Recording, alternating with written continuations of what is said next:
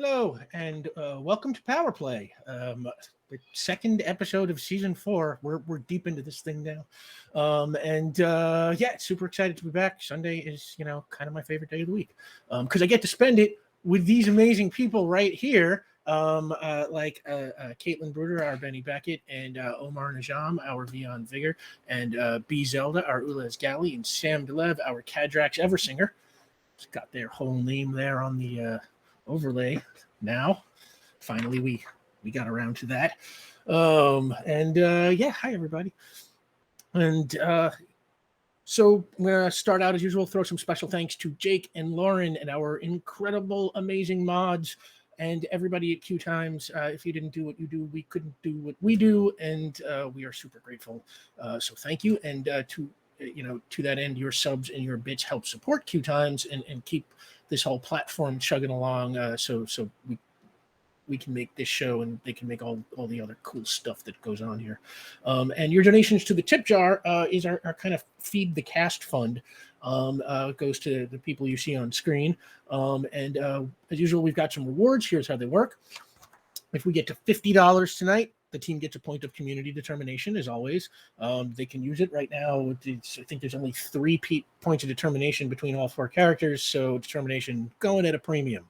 And if we get to $150, the mysterious benefactor. In-game, our team has a mysterious benefactor who sends them useful gifts. Outside the game, we know that mysterious benefactor is you, the chat, and trying something new tonight.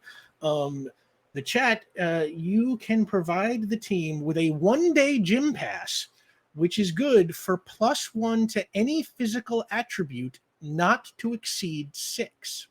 So your strength, your coordination, or your prowess. Yes, B?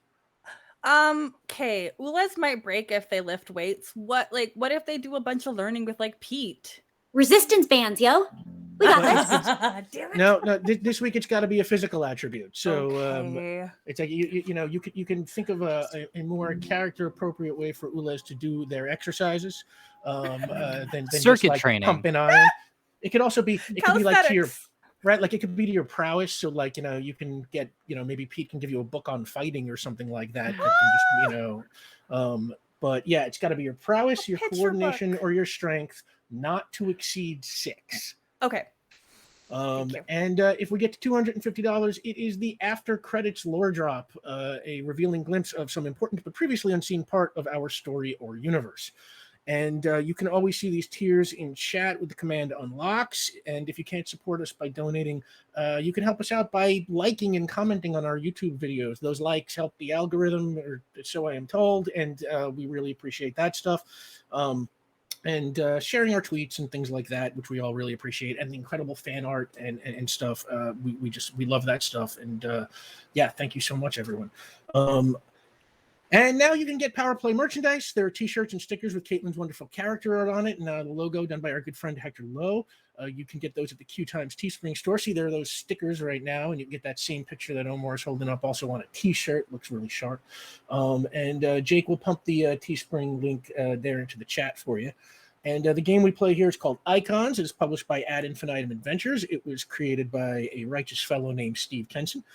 You can find him on Twitter at @skenson. And the book edition that I have is published by Green Ronin. I honestly don't know if they still have any book editions. Someday I will remember to check that out between Sundays. It's like I always say I'm going to find that out, and then I immediately. I checked last week. They're sold out. They're still sold out. Yeah. It's all our fault. But I think you can get print to PDF versions from Ad Infinitum, and you can certainly just get the PDF, and it's a fantastic system. Highly recommend. Obviously, I like it a lot. Whoa, it looks like we have unlocked the first tier. Thank you so much, everybody, and we're well on the way to the mysterious benefactor gift. So thank you so much. So you've got your point of determination, and you can follow the show at You can follow the show at PowerPlay RPG on Twitter and Instagram. PowerPlay is also available as a podcast for the podcast inclined. You can find that wherever fine pods are casted. And that's the announcements. Time for PowerPlay.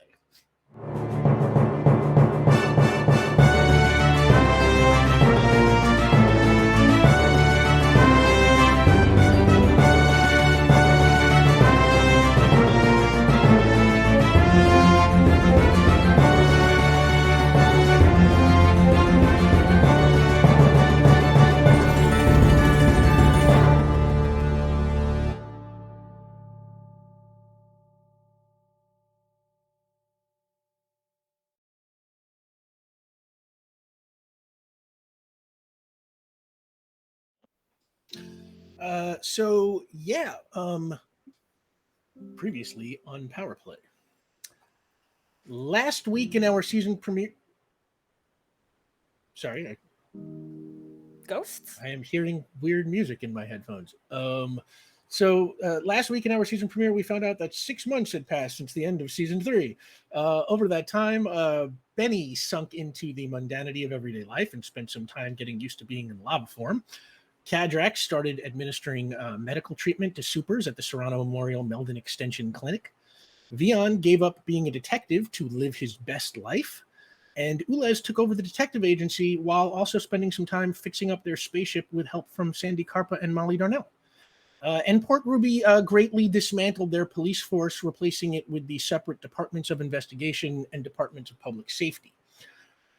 We also learned that Benny's childhood friend, Will W. Walton, had not only been in town for a few months, but he had acquired superpowers due to his involvement with Combat Club and, by proxy, the Cluster. The team helped Will fend off some super baddies who were after him, and eventually they found their way to the lab where the Cluster had Declan Eklund running a program to give regular people superpowers. There was a battle, and when it was all over, the team learned that the Cluster was being attacked by someone using a mysterious red gas that causes people to rage out and fight each other. Eklund agreed to make a deal with the team, but before he could say anything, he was killed by a Cluster bigwig named Dugan. The team captured Dugan, and while they alerted Lila Pendry to the existence of the lab and the Supers program, they held on to Dugan himself and eventually stashed him at Will's apartment. Will was not going to need it anymore because he was on his way out of town, and that is where we pick up. So we're just going to start right there, the morning of Thursday, July 8th. You are standing outside Will's apartment in what I'm going to call the neighborhood of Wrighton in Baronsdale. Jake can put up the Baronsdale map for a minute or two. And Wrighton is just sort of in northern Baronsdale there. And you just watched Will zip off into the morning sun on his motorcycle. And you know that Dugan, the Cluster gangster who you captured after the confrontation at the Alsbury power plant last night, is upstairs in the apartment. What do you want to do? So it's the 4 of us outside? Yeah. Okay.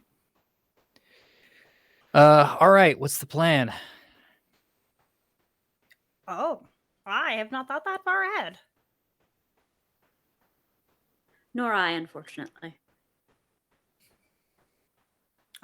We are still sad at the loss of Declan Eklund. And now the consequences for that. We do not have all of his information, and the Cluster is a force to be reckoned with. Yeah, getting information from Dugan's probably a top priority. He's not going to stay asleep forever. Yeah, so wake him up, ask him some questions. How? Should we Yes. put any thought, perhaps, toward what we will want to do afterward? Whether this is to be a catch and release program, or whether we do then turn him over to human enforcement agencies. That's a really good question, Doc. What are we thinking? Is it safe to say that whatever decision that we do make will affect decisions that other people make in our position? We are people with powers, and to utilize that against someone without, I mean, that person is very bad, and I do not wish kind things upon them, but nonetheless, does that justify us being bad?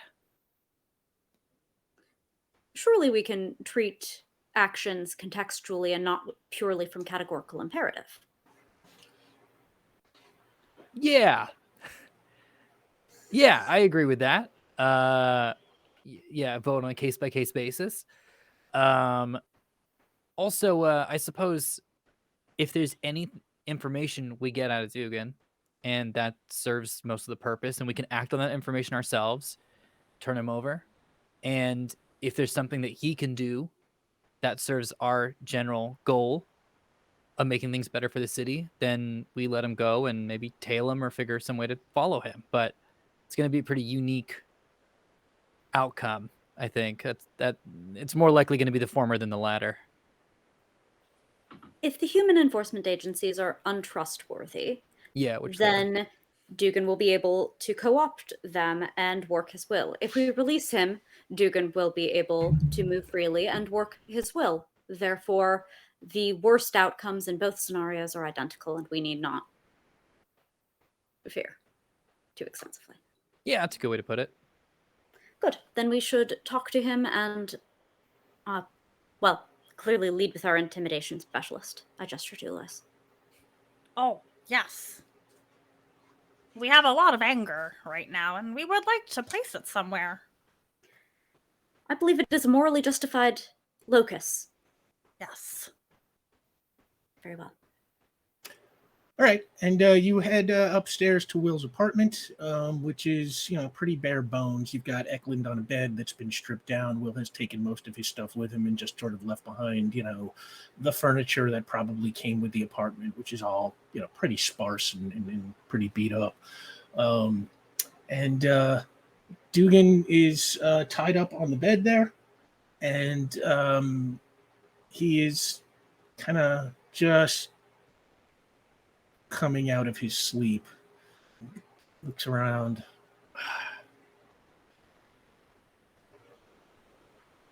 What happened? Where am I? Your location is not a concern of yours, and we would ask your participation and thank you.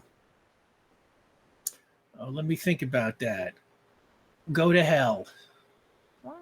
No, thank you. The Well, no need to offer be is rude. kind, but we are good. If you continue to resist, then we will have to take extra measures. Do you wish to resist? Yeah, I wish to resist. Oh, okay. We have not tried this out yet, but we understand that your senses are incredibly valuable to you. If you were to perhaps no longer have vision, would you be inclined to answer some questions that we have? You threatening to poke my eyes out? Oh, no. Nothing so grotesque. Poke your eyes out. Why would anybody do that? Because Human never eyes are mind. very squishy. We have admired viands. They excrete liquids too. Honestly, Okay. I don't care what you do to me. I'm not talking. Oh, okay. Could I go ahead and dazzle him? Okay, Ules, your new power is Dazzle. Let's see how it works. I'm very nervous. New powers are scary. Just make sure I'm doing this right. Dazzle is an attack to overwhelm when the target senses, blah, blah, blah, blah, blah. So the sense I would always go for this power set would be vision. Coordination against coordination. Yeah, you only get one set. So it's like it is now locked to a light blast, essentially. Yeah. So, all right. You roll coordination. I will roll. This is the worst I could have done. That's a total of 5. So that is a marginal success which is no effect. So let's just say it's it's kind of like a camera flash, just happens real fast, and it's Dugan's just whole like body that kind of blinks temporarily, and they have their hands on their hips, very intimidatingly. And Dugan kind of laughs and he's like, "That was great. You should take that act to the Pink Floyd show or something. It's a very cool looking, but because I think I'll. Yes. Yeah, I think I'm still not talking though. Is the best y'all could do? Oh no, I was just the beginning. Vion, would you like to attempt some efforts? Thank you, Ules. I turn to Cadrax. Hey, Doc, have you ever played catch or fetch with dog? Yes, it is an excellent use of athletic abilities and builds bonding between species. Great. Oh, that's good. I hadn't thought about that. And I have my back to Dugan. I'm not even talking to him right now. And I'm I took physics in high school. Granted, it was an international baccalaureate program of it, but I forget the exact details. What's the rate of acceleration here on this planet? 9.8, 9.3? 9.8 9.8 meters per second, right? yes. Okay, great. Okay. I'm just running some numbers in my head. Rick, I would like to cast teleportation. Okay. Make a magic roll. Right. So Assume you're going for level 8. 5. Let's roll. I could go 4. Level Make it a 4? little easier Okay. on myself, yeah. That's a pumpkin blowing hearts. So that is going to be 8 plus 6, 14. That will do it. You now have teleportation level 4. Great. I'd like which to is cast. good for several city blocks. Yeah, several city blocks. Let's go. Let's go 4. 4, 3. Let's go 3. 4 is pretty far. 3 city blocks, and I want to just teleport Dugan up into the air outside 3 city blocks up. Wait, so he just falls? Well, I mean, he's going to start falling once he teleports up. But, we've got a couple seconds because, at 9.8 times, meters per second. And Math. Yeah. Wow. Takes about 12 to hit terminal velocity. Awesome. I think that's a really good idea. Ulyss once suggested that. So really, Vian, you're just taking suggestions from the team. Oh, Dugan. He will soon be falling for us. Mm-hmm. All right. Give me a roll. You got to make a difficulty 2 transport test. Teleport test. Great. Give me 5 plus roll, right? Yeah. Well, yeah. For you. Yeah. 9. And he blinks out right before your eyes. Okay, great. And then I walk over and I open the window because Cadrex is much better at flying than I am. So, and then we wait. Start to hear.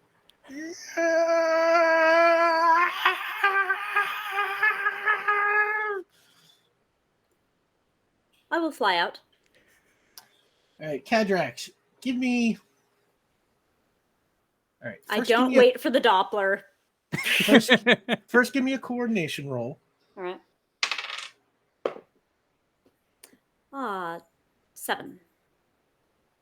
Okay, you just managed to kind of grab him as he goes by. It's a lot faster than you were kind of expecting it. Now give me a strength roll.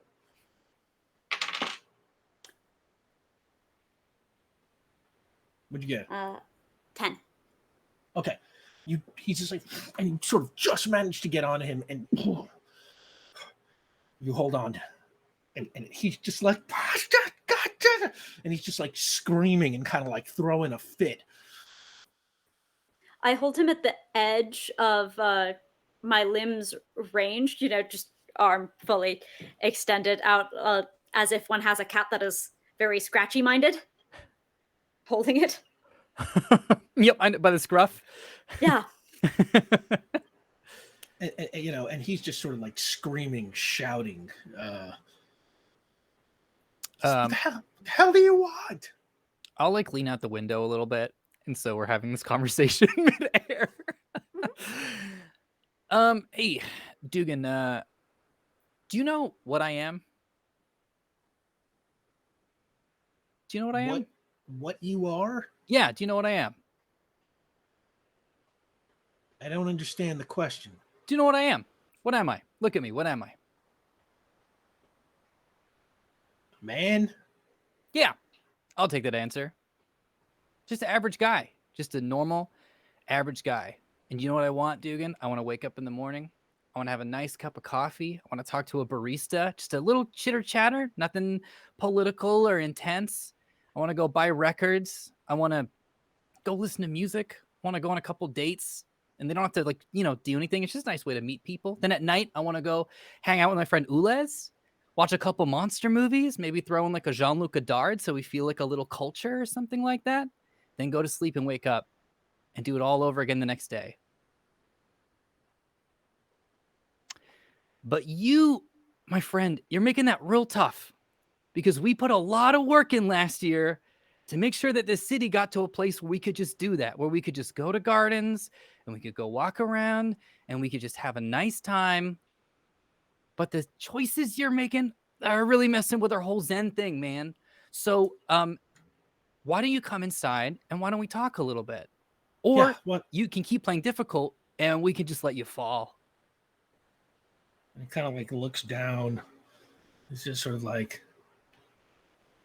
yeah, let's talk. All right, come on in. I'm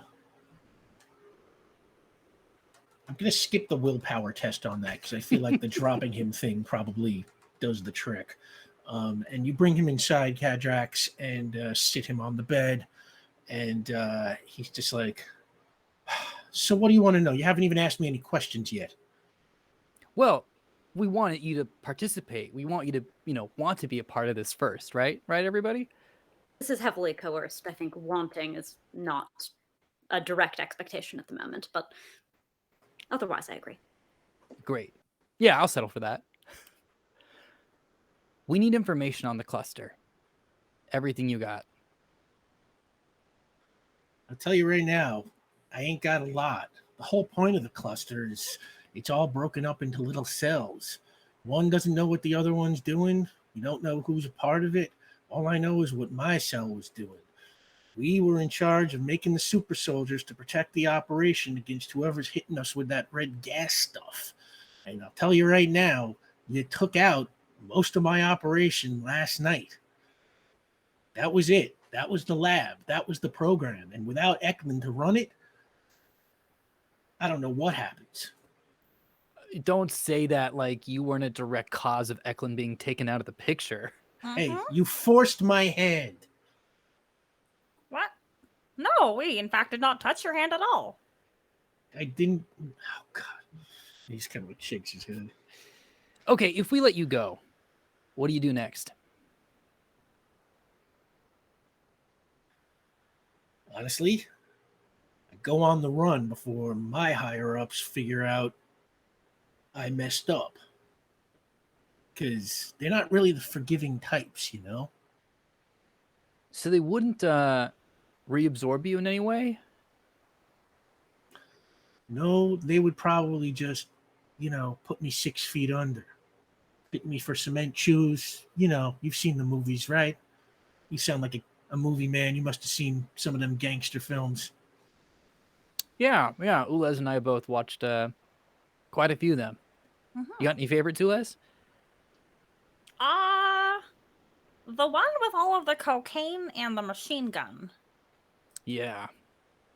That one was very good. A lot of shouting, a lot of power in that. Yeah, Scarface is a pretty intense film. Yes. We watched I a agree. picture movie after. Okay. All right, so that means you're in a lot of trouble, which means that you actually might need our help a little bit. Or That's okay. Well, that's fair. Do you think you'd, if we just then let you go, you'd be able to get away from all the cluster folks? I'd happily take my chances on my own, frankly. I would like to cut my association with y'all as short as possible. Give us a Really? second. We are quite kind. Oh, okay, yes. Yeah, I'm not going anywhere. Okay, so can we huddle up real quick and just... Okay. Maybe there's a bathroom. We can go close the door behind us. He'll jump on the fire escape or something like we just. You can do one of those things where you move to the other side of the room and do a television whisper, Yeah. Right. Oh, I mean, we also I can cast silence. Yeah, That's true. That's fair. Yeah. Little sound bubble. Kadrax, I will just give that to you. Thank you. Okay, so here's the thing. We can either let him go and find a way to follow him because he's going to get picked off. Or we can try to coerce him into helping us. I mean, I'm always a fan of that, but I don't know how receptive he's going to be to that. He seems clearly not receptive, and coercion tends to be a fairly short-term motivator. He doesn't have any reason to like us. Long-term cooperation unless he perceived it to be in greater interest to fight the cluster than to run away from them. Bribery. We can bribe him. Bribery is also very good. I've seen that a lot in films. I have the capacity to perhaps salvage some of Declan Eklund's technology, and if we present the idea that he can give that to his superiors, perhaps that would ensure that he would stay alive and not be a certain amount of feet under the earth. That's true. That's a good point. Yeah, that's not a bad idea. I'll also throw this on the table. I'm just working through this. He wants to run away so he can have a good life, right? That's the whole thing. He wants to just like get away so he can just like pursue happiness or whatever.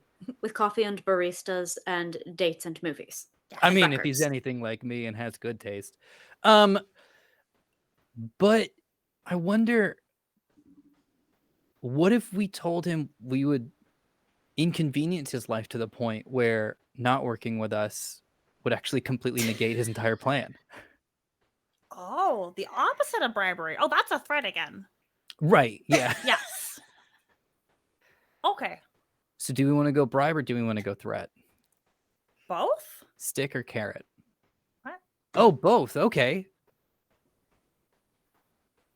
Yeah, We you're right. can Yeah, of course it facilitate would. his disappearance. Yeah. Or we can widely publicize him no matter where he goes. Ooh. That's fair. Visibility is a threat to him, is it not? If he truly believes the cluster will hunt him.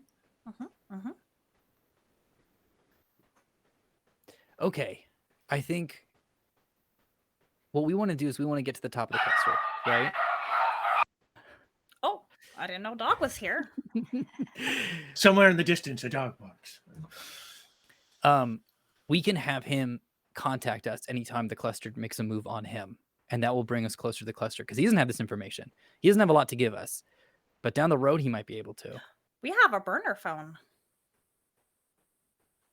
We can provide that to him. We never got to use it again. It was only that one time. I think this is a good idea. I think this is a good thing to propose. Okay. Okay. Benny, you are awfully quiet. Do you have any thoughts or feelings to share on this? I'm mostly just like spiral thinking, in which plans B, C, D, etc., etc.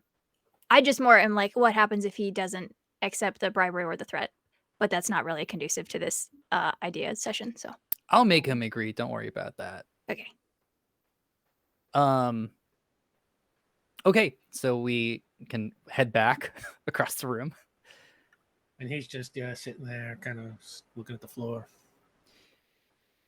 So we all discussed, and we've got sort of an offer for you.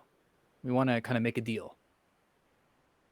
Our interests are actually aligned, funnily enough, even though I don't think that this is beyond an exaggeration.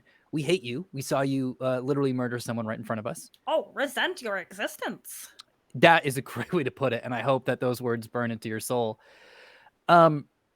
We can help you escape and hide because we are looking for the top folks at the cluster. But in exchange, we would like you to give us any information in case anyone is tailing you or trailing you. We're aiming to take out the people who are going to be chasing you for the rest of your life. But if that doesn't sound sweet enough, we also have another sort of additional detail to drop on top of that, which is if you don't agree to help us out, we will just turn you over and you will be sleeping with the fishes. Make a willpower roll. Great. Happily. Your aquatic life is very nice. I don't understand the threat in this. I always assumed sleeping fishes were mean. Nobody wants to sleep with them. No. Yeah, it's not traditionally it's not an activity we do. 7? Wasn't my He's height. just like, look, I'm dead no matter what happens. Do whatever you want. What if we offer you life? We can offer you a second chance. I have the ability to ensure that this operation of yours that you have so called it cannot be an entire failure. If you must return to your superiors, you can bring back information that is, well, yet broken, but I possess the tools and the capacity to repair a lot of things. Make a willpower roll. Yeah, I mean, I'm terrible at these, but come on, dice. I will use my coordinate or my determination if I have to. Oh, that wasn't the best. How's a 7 as well? He Two just sort sevens. of, it's like, y'all could go to hell. And he just lays back on the bed and puts his hands behind his head, just stares at the ceiling. Oh, Yeah, I didn't think he'd be particularly conducive to that. Okay. I Work turn right. to everybody. Do y'all mind if I do a little convincing real quick? I'm gonna go look for the plants in this house. Great, that sounds good, Ulez. They're probably dead. Will's not very good at watering them. What do you mean by that? Well, I just happen to be particularly versed in the fact that being dead either way isn't necessarily the end of your problems. I'll put it that way. True. Very well. And Catrix will turn away. Look back, turn away. I want to kneel in front of him and just get like eye to eye. Do you know how I got my powers? And I would like to phase, just to show them off. He's just sort of. No. Unlike the others, I wasn't born with them. And it's definitely not Maybelline. No, I got these because, I drove my car into a sandbank at 100 miles per hour.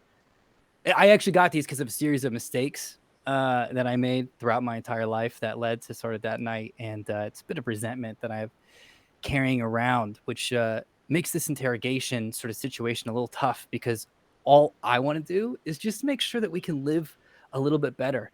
And pulling together my life has been something that's been of particular interest to me. And I don't know if you can really understand sort of the value of that. Because when I died, I flew through my windshield and I hit the dirt again at 100 miles per hour. And then a second later, I was right there. And there was a gentleman who turned to me and said, "Don't worry about that. All that stuff that you went through in your life, it's behind you. You're no longer that person. You're a spirit of justice. You're going to be a good thing. You're going to just be a symbol." And I bought into that hook, line, and sinker, sir. I really did. And I came to this city and I said, "All right, I'm a good man. It's that easy." But the truth is, no, I'm not some spirit or ghost that goes around doing stuff. I'm Vion, just a guy who at the end of the day would like to live a simple and peaceful life. And that means taking out the cluster so this can be done finally. Because this should have been done before. So you are going to work with us. Because I got these powers because I destroyed my life. That's my superpower. I can't turn into fire.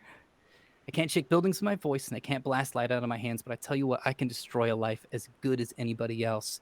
And if you think you can run, and if you think death will be the end of your worries, sir, I will chase you wherever your soul goes. Because a part of me is still there in the desert. It's in a loop. And I thought I could put it behind me, but I can't. And dying is the loneliest thing you can do. But what's nuts is that these last 6 months I've been working on my magic, and I think I might be able to pull you there with me and share that memory with you and trap you in it until you agree with us. So I'll tell you what, either you agree with me or you're going to come die with me over and over and over until you beg me to stop, and I will not. Because I am not screwing around. And I don't care how many gangster films you've seen, you've never seen anything like us. This is real. And I want this over. I want this done. So you're going to help us, or you're going to help us. Make a willpower roll. Okay. That's a pumpkin blown hearts. That's going to be a 10. He's just sort of staring at you, and he's just sort of like, "You're a ghost." No, I'm a pissed off guy. I just happen to be a ghost. He just kind of puts his head in his hands, and he shakes his head, and he's like, "And you can do that." Yeah.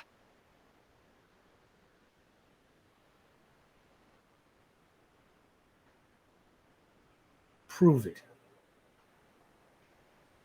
Happily. And I would like to cast telepathy. Give me a magic roll. Great. This is an 8+ roll. Come on, big money. I don't lie on this show. I don't lie on any show, but I especially don't lie on this one. That's another pumpkin blowing heart, so that's going to be 8 + 6, 14. Okay, yeah, that brings you telepathy level 5, and I would never suspect you of lying. The other 3 for sure, but not you. I'm really bad at it. Just so everyone knows. That is true. Make sure I'm doing telepathy right. Okay, what do you want to do with your telepathy, Vion?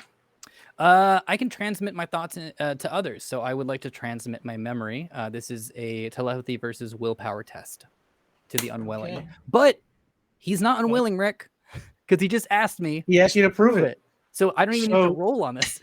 Yeah, you're right. He's not unwilling. So, Vion, you draw your rune, and suddenly, in the mind of Dugan, just woof, he's going 100 miles an hour through the desert, speeding along, seeing it through your eyes. Car loses control. It hits the sand dune, and boom, the front end just crumples against that hidden post that was buried beneath the dune. And he just sees as his flies forward, face goes through the windshield, and just boom, right onto the ground.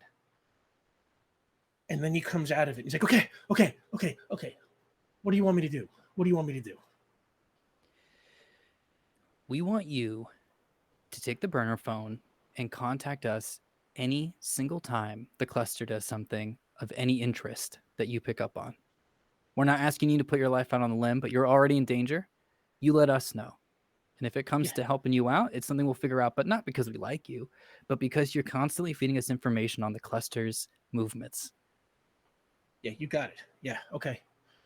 Great. And, he takes the phone. I assume somebody gives it to him.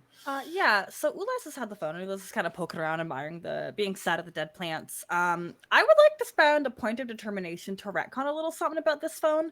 Because, yeah, sure, I got that phone from... what was our computer called before it was Maria? Orson. And that whole situation. But I want to think that, like, in these 6 months, because Molly and Ulez have kind of been working on just tech. Can this phone... I basically just want it to have trackable GPS even when it's off. Yeah, if you're spending a point of determination, that seems absolutely within the wherewithal of you and Molly Darnell. Certainly. Okay, and we replaced the shell with, like, a see-through, like, 90s green case for it. Sure. Absolutely. Thank you. And he takes the phone and he puts it in his coat pocket, and he's like, "We can go now?" Yeah. And he just gets up and just like bolts out the door, like looking terrified. Oh, well then. That was a success. Yeah. And I think Vion like turns around and is just like makes eye contact with Benny and Cadrax, and maybe like a little bit of the color fades from his face. Yeah. So, all right, we had a long night. We should probably, some of us get some rest, some of us get some food. Cadrax turns back to face the group and has that ocular reaction humans have, or the vestiges thereof, but does agree it is best to maintain the corporeal form.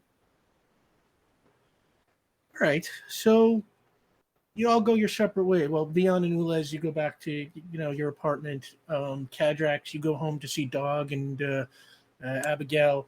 Benny, I'm going. Where do you go? To the office. I'm going to the detective agency because I know there's a couch there. I am texting my roommate to ask her if she's good. So I kind of left her hanging. Yeah, you get a text back from Miranda. It says that she is staying with her family in Avalon and would appreciate if you would not come over. That's understandable. Cool with me. God, I don't even know. I'm gonna call.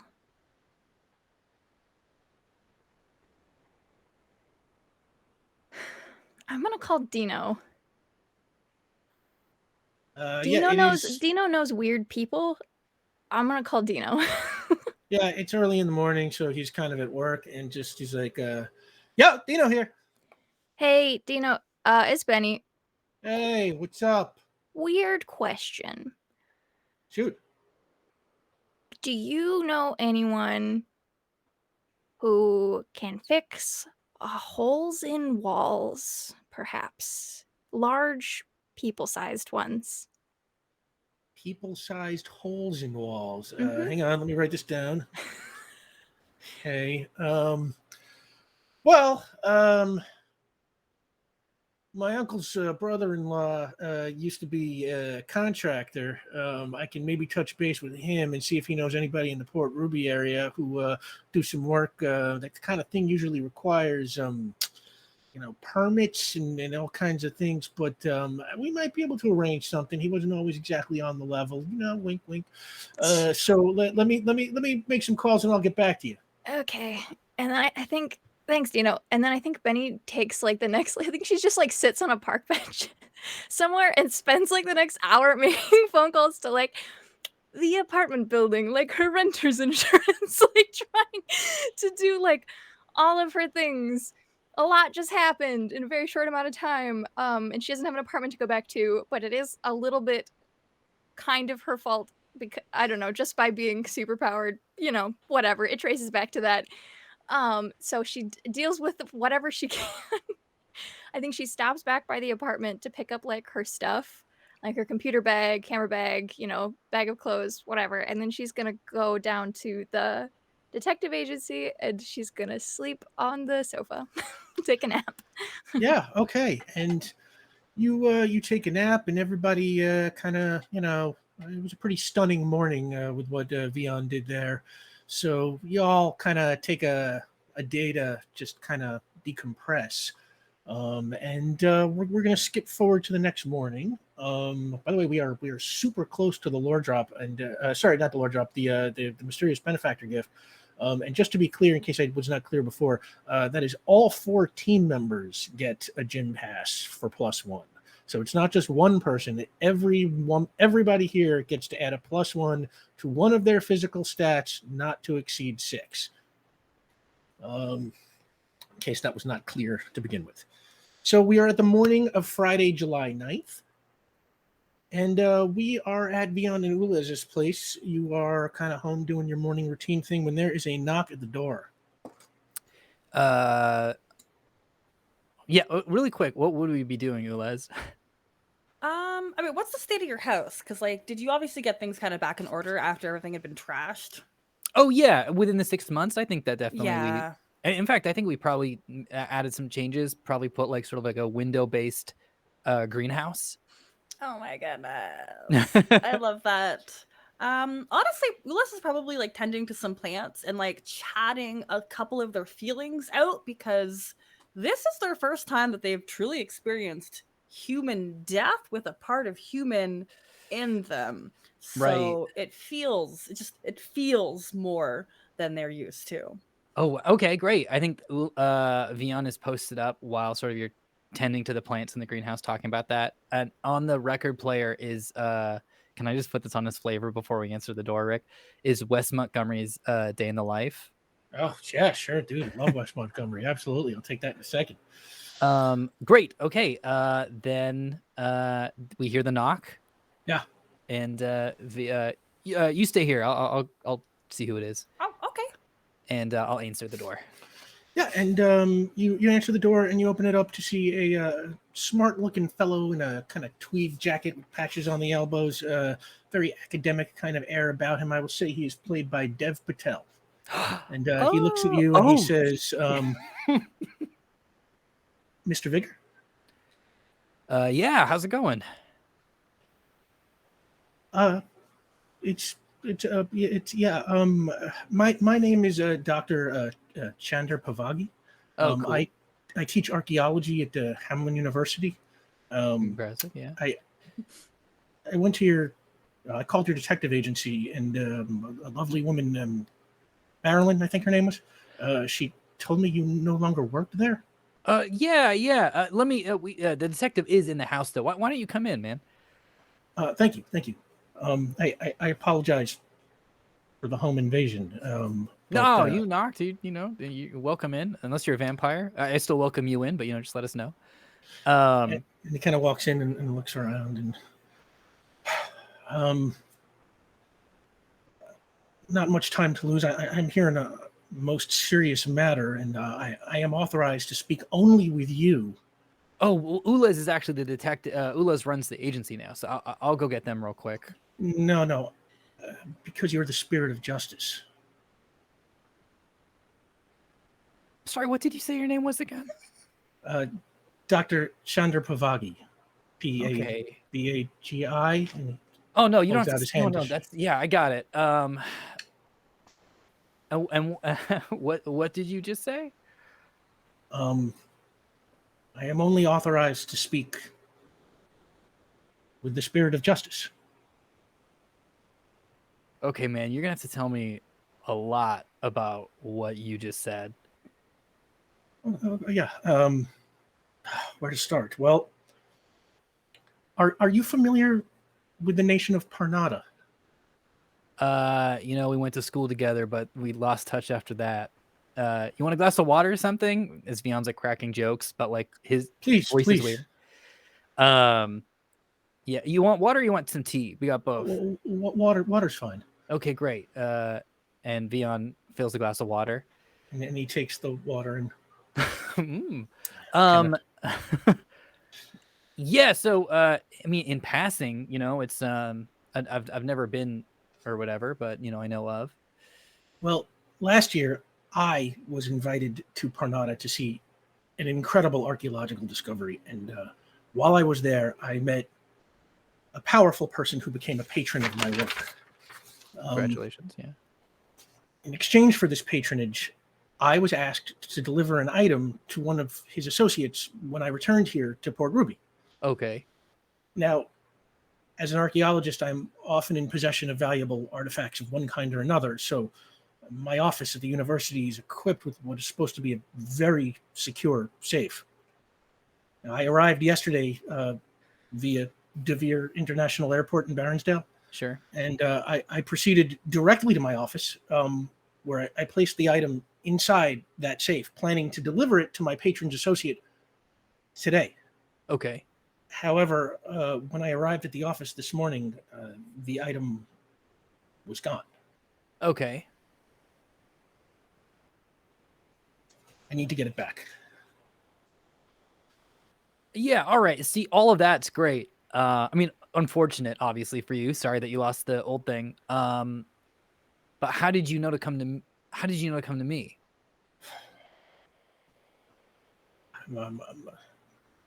From my patron. Let me tell you about this artifact. And he kind of sits down on the couch, and 7,000 years ago, the place that is now Parnada was home to ancient Sidarman civilization. Sidarman culture has been mostly a mystery to us, but this new discovery, a cave that was used for religious rituals, taught us quite a bit. We now know that the Sidarmans worship three principal gods: the god of the beginning, the god of the way, and the god of the end. Now, the god of the way was represented by a symbol, the image of an ancient compass rose. Here's what it looks like, and he holds up a sketch for you. Jake, can you put up that sketch for a minute? Oh my God, I have goosebumps. Cool. That's my voice, not character voice. Now, in the 19th century, a golden pendant in this configuration was discovered in the desert on the outskirts of Parnada. Okay. Nobody knew what it was at the time, but it was obviously ancient and valuable, so it was placed on display in the governor's home. Now, a few years later, when the British made their way through Parnada, a colonel named Arliss Vorton looted that pendant, and it became an heirloom in his family, handed down through the generations until very recently. A diplomatic agreement with the British over the repatriation of stolen artifacts returned the pendant to Parnada, where it eventually wound up in the hands of my patron, who is considered its rightful owner now. Okay. Now, according to him, this compass rose pendant has powerful magical properties. And should it fall into the wrong hands, it could become a formidable tool of evil. Which is why I think you can see why I need you to recover it for me. Okay. Yeah, obviously. And your patron was the one who sent you to this exact address?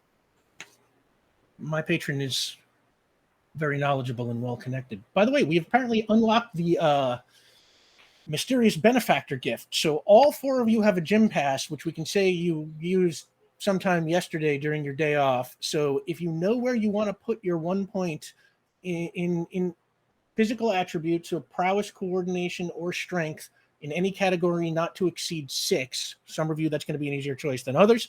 But if you know what it is, just hold on to it for a second, and we're going to add them in a minute. Yes, my patron is very well connected and knows quite a bit. You'll help me. Yeah, you seem a little wigged out. So, yeah, we'll definitely help you get this magic item back. Sort of on a swing of trying to clean up a bunch of loose ends and messy stuff so we can kind of enjoy our time. So, yeah, we will. But afterwards, when everything's settled and everything's all good, I'm gonna throw like a couple hundred questions your way, just in general about this whole conversation. I look forward to it. We could get Chinese food. You're talking my language, man. That's great. Wow. Okay. So all the best Chinese food is uptown, right by Hamlin, where I work. So it's very convenient.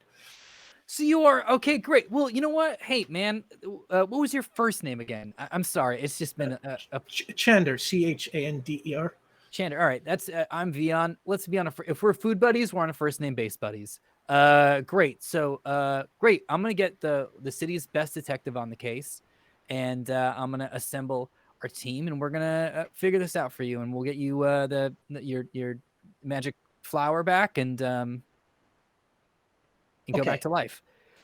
So real quick, some of you only have one place to put this point, this physical point. Kadrax, yours goes into strength because it is the only physical characteristic you have that is not already at 6. My coordination is still 5, but that is where it's going. It is going to strength anyway. Yes. I have your coordination at 6. Are you sure? I am. Yes. Remember there was an error. I think it was maybe a season and a half ago. Oh, okay. And then in that case, we rolled back and corrected after the audit. Oh, somehow it is wrong on my sheet again. Okay, I will look into that. But it's correct in the Google sheet. So. But you want to put it into strength anyway, or? Yes, I discovered that it is very fatiguing to hold someone at the end of your range. It utilizes primarily the medial deltoid, which is a fairly small muscle, all things considered. One requires more strength if one is to commit such threats at such a long lever. Benny, your prowess is already 7, so you got to put it in strength, which is 5, or coordination, which is 4. Strength. All right, Benny, your strength is up to 6. Vion, yes. Your prowess is 4, your coordination is 3, your strength is 3. This is wide open. Where do you want to put this point? Oh no, I don't have my D3 right in front of me, or I could have rolled that. I'm gonna roll a D4. I'm doing this at random. Let's put it into prowess. Prowess. All right. We'll say after 3 seasons of adventures, you're getting a little better at fighting. You've picked up a few things here and there by watching Benny and Kadrax. I am learning from the best. Mm-hmm. And Ulez. Ulez, your prowess is 4, your coordination is 4, your strength is 3. Where do you want this? Coordination. Coordination. Okay, very cool. Ulez doesn't lift anything except like a terracotta pot, you know? Right, and those are permanent bump ups to those stats. Very cool. So that just puts us, we are $100 away from the after credits lore drop. Thank you so much, everyone. And the team, let's say you all meet up at detective agency. Yeah, before that though, can I say that I send Kadrax a text message? Yeah, what do you want that to say? Just we would love to talk later.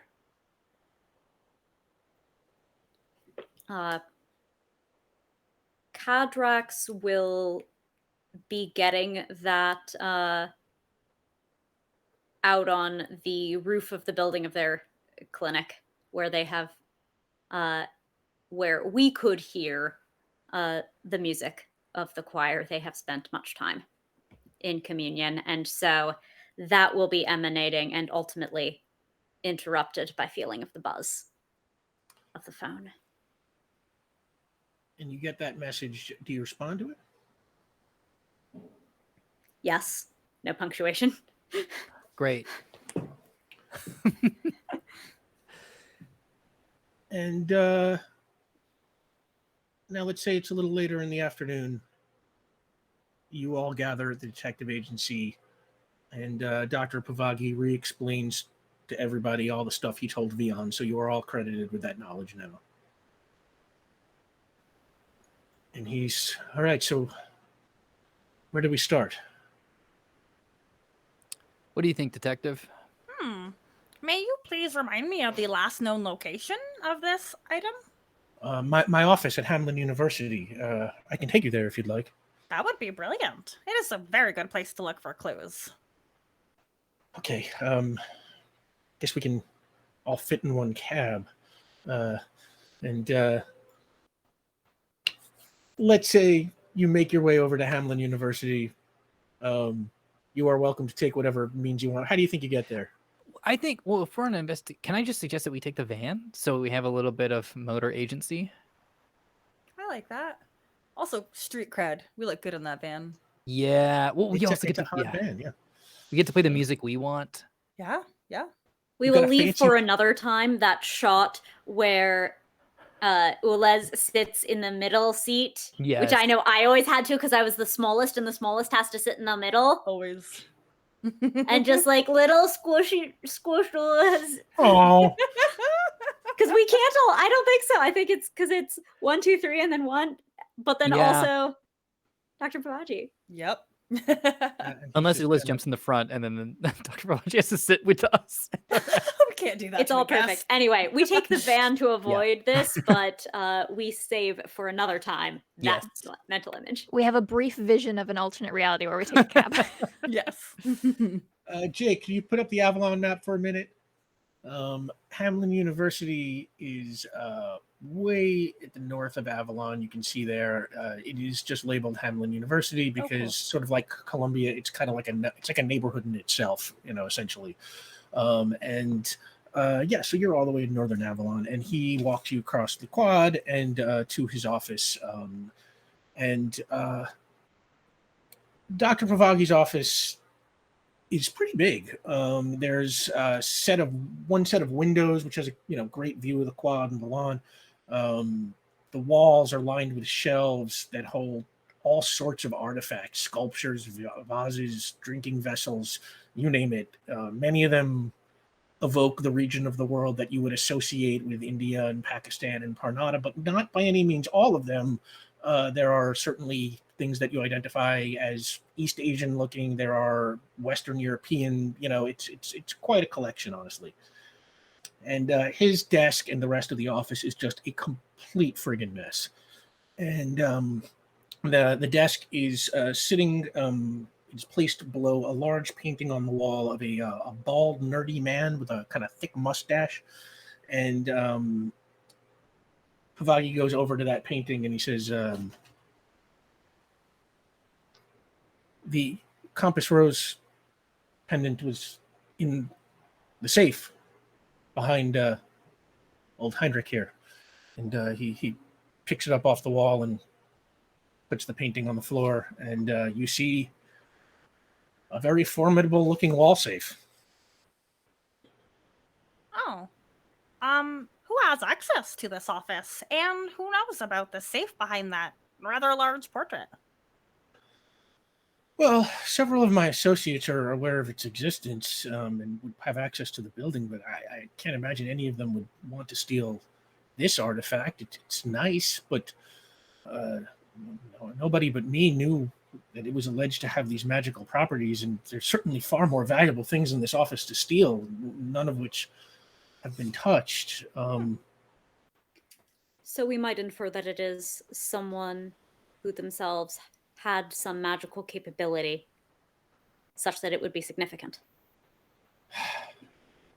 Now, that kind of thing is beyond me. I I've only believed in magic for a very short time now. It's all very new to me, to be honest. Oh, well, could I interest you in some magic in the form of, Vian, are you Mhm. able to touch the safe and then project the image? Yeah. Liz, I think I'll be able to. I thought you were gonna do some magic. The way you kind of presented that. Oh no, I don't know any magic. Well, we have to do some card stuff or something like that. We got to figure something out. Oh, Some we've seen party a lot tricks? of those. Yes, where you ask me to pick a card, or Mhm. I ask you to pick a card, and then I have that card pulled out of my hair. It's a great. I mean, if you want to do that with the professor, I mean, that is magic. And while you're standing there, yeah, Ulez performs this pick a card trick, and the professor just, kind of what the hell's going on here? And That's the best all very- coordination upgrade. That's it. That right there. Artistry. yep. Oh my God, yes. Oh God. That's Yeah, how I and got that Pavagi's upgrade. just like, it's quite charming. The doctor And, watching this happen, like, these are the leading experts in. He's This is starting what to peak question performance his looks like. patron. We've not found your item, but we have found the Ace of Hearts. Mhm. So, Vian, you want to postcog the safe? Is that what I'm getting? That Here? would be great. Okay, give me a postcog roll that is a power of yours, not magic, so you don't have to Yes. roll to turn on the spell. This is 4+ roll. That I'm not kidding. Happy Halloween, everybody! It's a pumpkin blowing kisses. That's gonna be a 10. Man, you should use that die every week. So, and you're broadcasting this? Yes, I'm broadcasting it. Okay, everyone can so see. what you see, an empty office, and then there's kind of a flash of light, and there is an elderly man wearing sort of an old-fashioned looking very dark suit with a black shirt beneath it, kind of all in black. I would say he's played by Terrence Stamp. And he stands now alone in this dark office right in front of the safe. And he draws a rune in the air just like yours, and he blows it at the safe, which phases out, becoming incorporeal. And he reaches inside of it, and he pulls out this square package that kind of looks like a red piece of paper folded around something and taped closed. And the whole thing probably measures no more than 2 inches by 2 inches, little red square. And then it ends. And Pavagi goes, "Oh, that man is Rhys Vorton. He's a direct descendant of the colonel who looted that pendant from Parnata. Rumor has it his knowledge of the occult is considerable. This is very bad." Oh. Is this person reachable? We could just pay them a visit. We pay a lot of visits. We do. I wouldn't know. I only know of him from some of the peripheral documentation and studies on the pendant. I've never met him or seen him in person. Oh. He seemed quite familiar with where to access the pendant. Remind us again when this occurred. Last night. Okay, so I mean he's got to be close enough around here, assumably, unless he That's he? Well, no, What because assumptions can we fairly make it's magic. from someone with, yes. If anything, you have showed us the versatility and power of such capabilities, and therefore our assumptions are fairly minimal. Oh, He didn't thank have you. like a book or anything like Vian does, right? He just kind of free-handed that. Yeah, you didn't see anything like that. Okay. He just kind of did it from memory or something. Is that a rune that you've Somewhere in the recognized, Vian? distance, a dog barks. Is that a rune that you recognize, Vian? Oh yeah, would it be something that would have been in the book? Is it a completely different school of magic? Make an intellect roll. Oh boy, can I use investigation? Um, Can I use occult? You can use a cult. Yeah, definitely a cult. Can you use it in a song? So Sorry. this is So this is 8 plus. Okay, well, it had to come back at some point, huh? So that's gonna be a total of 9. You have a similar rune in your book, and it is, the rune that you would need to cast to phase something Right. if you didn't have that ability on your own. Okay, well, it's okay. So it's the same, brand of magic at least. Say it's Yeah. similar. Okay, similar. Right. He's not Okay. blessed with the specific power of lesbian magic. Therefore, Yes. our arcanist is superior. Yes, of course. Thank you. I'm in Okay. agreement. So we can then at least, we can say that it's not totally foreign, like to us. Like it's not, Right. it's at least familiar. That's something. That's We good. recognize him. We know who he is. Well, you do. I nod at the professor. Can we search Professor? him on the internet? Yes. Could I use your computer? Please. And he goes over to his desk and starts like pushing all these like piles of crap out of the way, and kind of digs around and kind of pulls a keyboard out from under a stack of papers and finds like a wireless mouse in a drawer, and he's like, he sort of holds them out to you. Oh, we don't need those, but thank you. Oh. And Ulas will just go over and touch like the corner of the monitor. Okay, Ulas, make an interface roll. But first, Yay. what are you looking for? Just general information about Reese Vorton? So general information about this individual, but also because this is a university computer, if there's any specific information that the university might have, like any research studies done that hasn't necessarily been made public, or anything behind any paywalls, for example. Specifically, I would like to know where his last known location was, like any address that he might have. Right, they'll usually name the institution a given investigator is associated with. Given that Dr. Pavaki said he knew of him through publications, the institution would presumably be attached. Mm-hmm. Okay. I don't remember what my You can use investigation as +2. 9, 10, 11. 11! Who is so good at using their brain? Okay. Who is so good? You get some background information that verifies a lot of what Pavagi told you.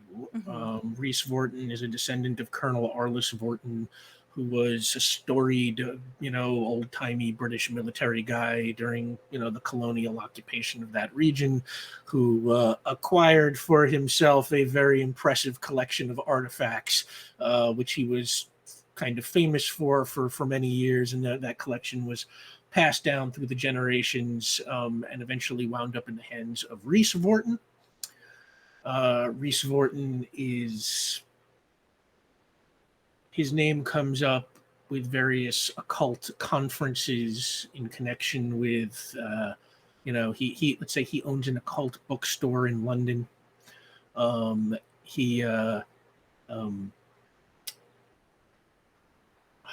trying to see what else you get. You got an 11. Yeah.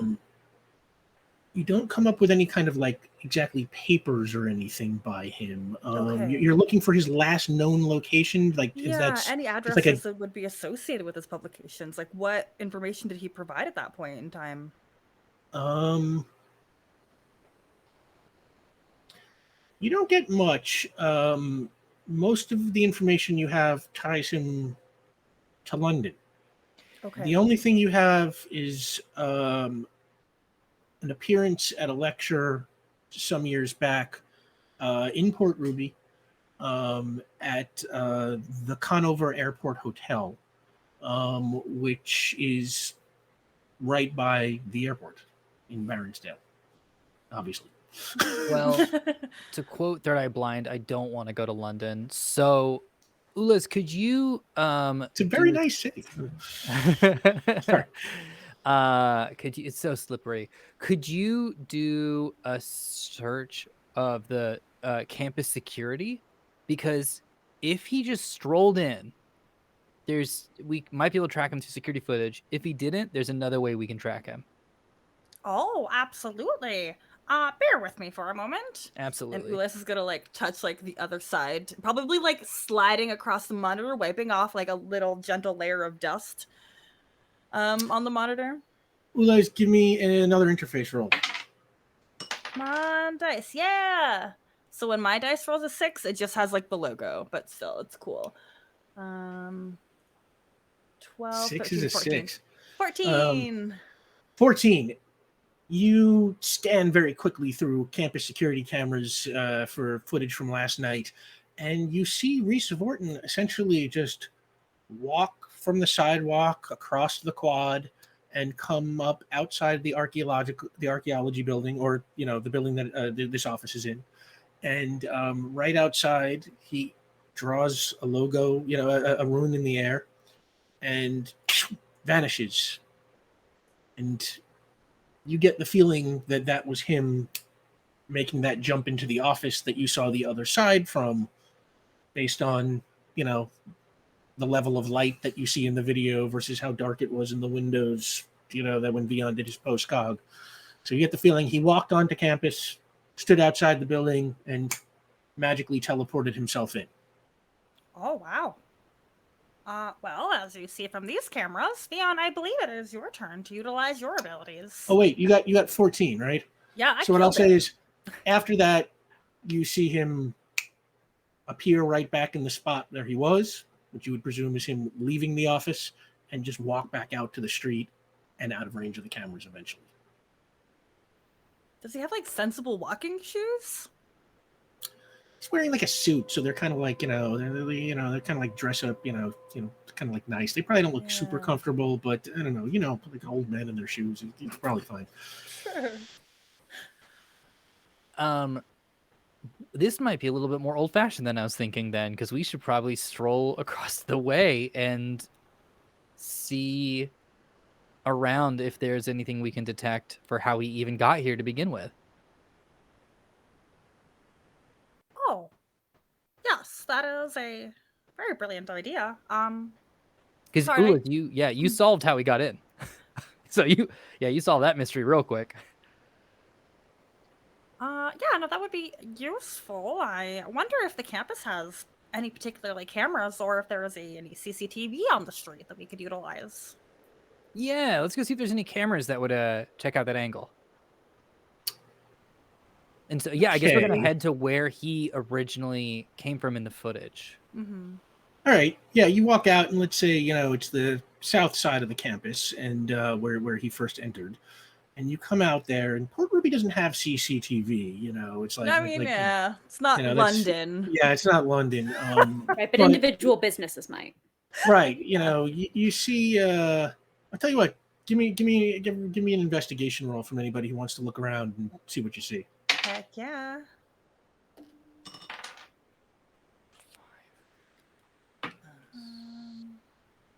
Not as impressive. That's a 12. I also got a 12. Nice. Okay. For a 12, you look around. This street corner, which is right outside the entrance of a campus, has a lot of, food carts and stuff like that. And right sort of, there's, right ahead of you, there is like a corner that has a bank, which you think, probably has external security cameras to some extent. Mm-hmm. If we can see the security cameras, I just need a boost, somebody to lift me up so I could touch them. For you both got a 12. Yeah, okay. You can spot where the camera is, sure. Okay. Oh, look, over there. It is very high up. Cadrax, would you kindly be able to lift me up, and then just enough so I could touch that camera up there, the little one with the red lens? Very well. Thank you. And Cadrax just cheerleader lift. Yes. And then another interface? Yeah, give me an interface. Ooh, that's a shining with detective skills. This is good. This is a 13. Ooh. 13. So bank security is pretty tight, but you're better. And you make your way through the footage from last night. It looks like they kind of blank this, once a week, but it's still there from last night. And you eventually kind of scan through it and discover a clip where you see, right about the right time, taxi cab just kind of pulls up at the end of the campus, and this guy gets out of it, leans in, pays the cabbie, and just walks onto the campus. Well, great thing about cabs is that they record where they go, Oh, right? we've never been in a cab yet, or have we? I think we have. I feel like we might have. Yeah, well, it was one time for sure. You definitely had a large plant in your lap while we took a cab once in like Yes. early season 1. We did not always have a van. Yeah, or other modes of transportation. Thank you again, mysterious benefactor. Yeah. And we found out about the fight with the police outside of the Orson, out of Orson's building from the radio in a cab. Oh yeah. So, okay. Were you able to see the license plate of the taxi cab, Ulez? Was I? Could I enhance? Enhance. Give me an investigation roll. Okay. I will burn a point of determination on this if I have to. I don't think I will. Come on, pumpkins. 11. 11. Not my best. Yeah, I will say you were able to get the name of the cab company. It is called. Come on, come up with a cab company at the top of your head. Pick a color and then add like McGrath Yellow Taxi. yes. McGrath Yellow Taxi. Yes, Called McYellow. And you can see the code for the cab, which is like 3DN4, which is like on that little thing on the top of the cab. Whatever they call that. I lived in New York City for decades, and I don't know what that's called. That's kind of embarrassing. Okay, never mind. So, yeah, you've got that. Oh, 3D14. That is the identification for this McGrath yellow cab. If we were able to get to a taxi cab company, Ulez, would you be able to interface with the computer and look up the information of where that cab went? I would have to be able to sit in the front to touch those screens if they have. It would require a bit of a distraction on our part. I don't imagine they like anybody touching their technology without permission. I certainly don't. Well, maybe they wouldn't know. Oh. What do you think, Benny? Benny's making her stressed face. There are so many taxis in this. What if it's like out driving around? I have nothing good or helpful here, but he's just stressed out. It could, but what if it's not even going to be at the place? Are we going to have to track it around the city? Oh, I was saying we go to like the central hub. Dispatch. Dispatch, that's it. I see. Where Danny DeVito used to work in the show about taxi cabs. Got it. Right? That was Danny DeVito's position, right? It was Danny DeVito, yep. Is that And- a colleague of yours? Yes. Danny, I wish. No, he's a hero of mine. I was going off And- of what Ula said about having to get into the specific That's cab. what I was I like, oh my thought, god, yeah. we have to chase this cab around. Yeah, this is going to be a trial. No, that makes a lot more Okay. sense. Oh, that would be fun. But yeah, you're right. Go to dispatch and just interface with one of the. I think that's the most straightforward. I know this is unusual for me to go like, let's just do the one that'll probably work, but that makes sense, right? What do you We think, are on Catherine? the job. This is a detective process. Perfect. Okay. We'll just look up where dispatch is. I think we can just like search that on maps or something. Yeah, Oh, to keep things moving along, I'll just say, that is just freely Googleable and, or perfectoable, whatever we call it here. And Boo. Shadrach? Neve, might I ask a question of Dr. Pavaki? Ooh. Yes. Why is this artifact of scholarly interest? What was your initial interest in this field? What is associated with it culturally? What do you know about it that led you to keep it in a vault behind old Heinrich here? Well, as I explained, the artifact was given to me by my patron. I am merely supposed to deliver it to his associate here in Port Ruby. My interest is just generally in Sidarman civilization, and the pendant is quite interesting as an artifact. Well, since the discovery of that cave that I told you about, I have enough to study that I could probably live 3 lifetimes and not have time to analyze. So there's nothing in particular of scholarly note in your myths or legends about its powers, capabilities, I was only told that it has some sort of powerful magical properties. My patron was not more specific than that. Like I said, I know it is associated with the god of the way. What does that mean? It is in the shape of a symbol that was used in ancient times to represent that particular god from the Sidarman pantheon. And the associate, who is it? I am not at liberty to reveal that. It could only be to say, it could be critical to actually finding this artifact. all I can say for now is the associate is above suspicion and would have no reason to steal it, as I was planning to deliver to them this morning. And it's certainly not Reese Vorten. I do not doubt that, nor do I suspect this associate. They might have information that you do not. I understand you are reluctant to give us this person's identity for reasons that are unclear to me, given how freely you disclose so much else. Those were my instructions, and I can assure you this person does not know anything that I don't know. How can you be so sure? I'm sure. Your patron must give you a very large reward, then, to be so motivated. And so very, very sure. Thank you. If we can't know the recipient, can we know who your patron is? Not at liberty to talk about that either. Figured I'd ask. Okay. They get very few liberties, these patrons. The powerful are a beguiling bunch. Thank you. So I will say you are able to go to the headquarters of the McGrath Yellow Cab Company, which we will place in, let's say, Ruby Village, down in the south of Avalon. And is that like a analogous to Greenwich Village? Yeah. Which, Okay, what does that mean interesting. in simple terms? It's a No, spot. if you can't, that's okay.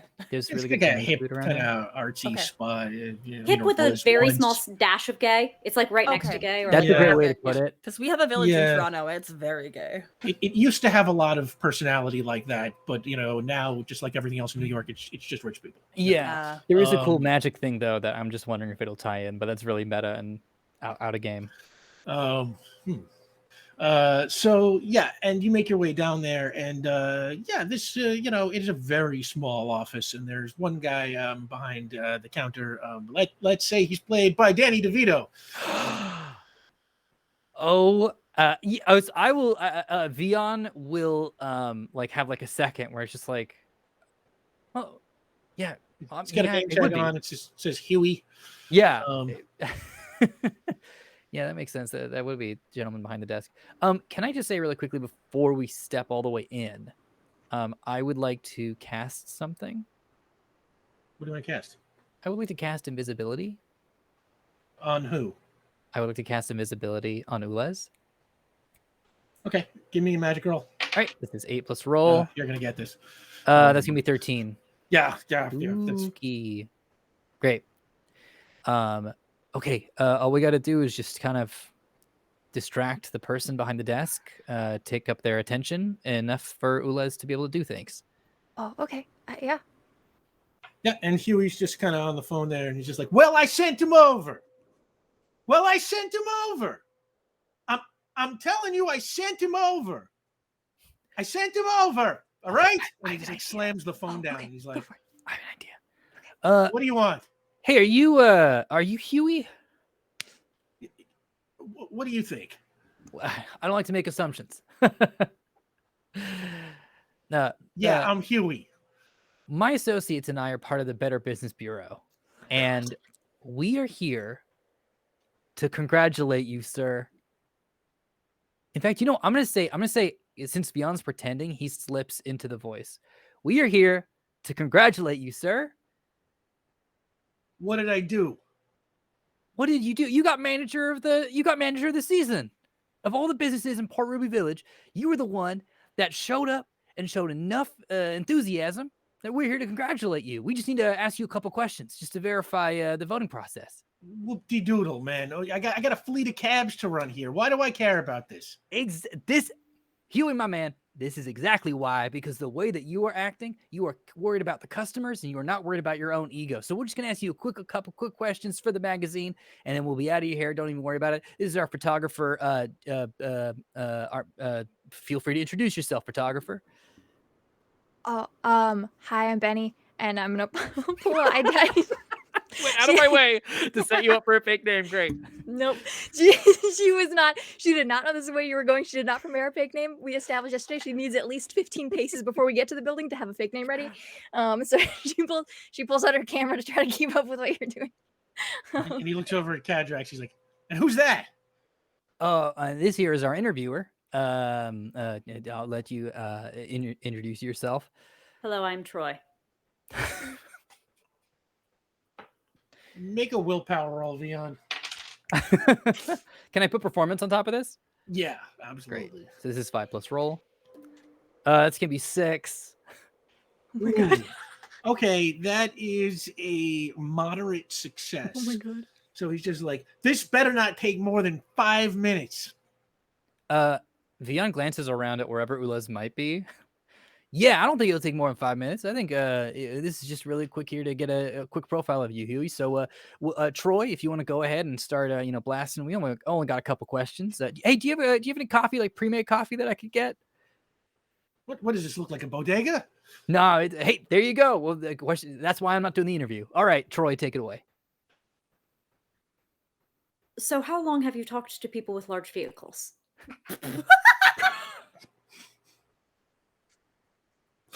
Okay, while this is going on, Ulez, give me an Rick says no. investigation roll. Oh goodness. Oh, I like smeared my makeup laughing at that. Thank you. Investigation is gonna be okay. That's an 11. But the only thing I want to detail. Go ahead. You easily see that just sort of behind him, there's like a teeny tiny like little cubicle style office where there's just like an old, really old looking IBM PC just kind of sitting up there on the desk. Perfect. I like to imagine that this place is like maybe a little old, and like the counter, it has one of those like flip things that have to go up for you to get on the other side. But Ulez has probably not had to interact with that. So maybe a little bit to the left where just Troy is performing the interview, some of like the loose papers on the counter start to like fall off. And if anybody could see Ulez, I don't know if you've ever tried to like jump on a countertop that was a little too high, or you didn't quite have the like momentum to just like heave yourself up.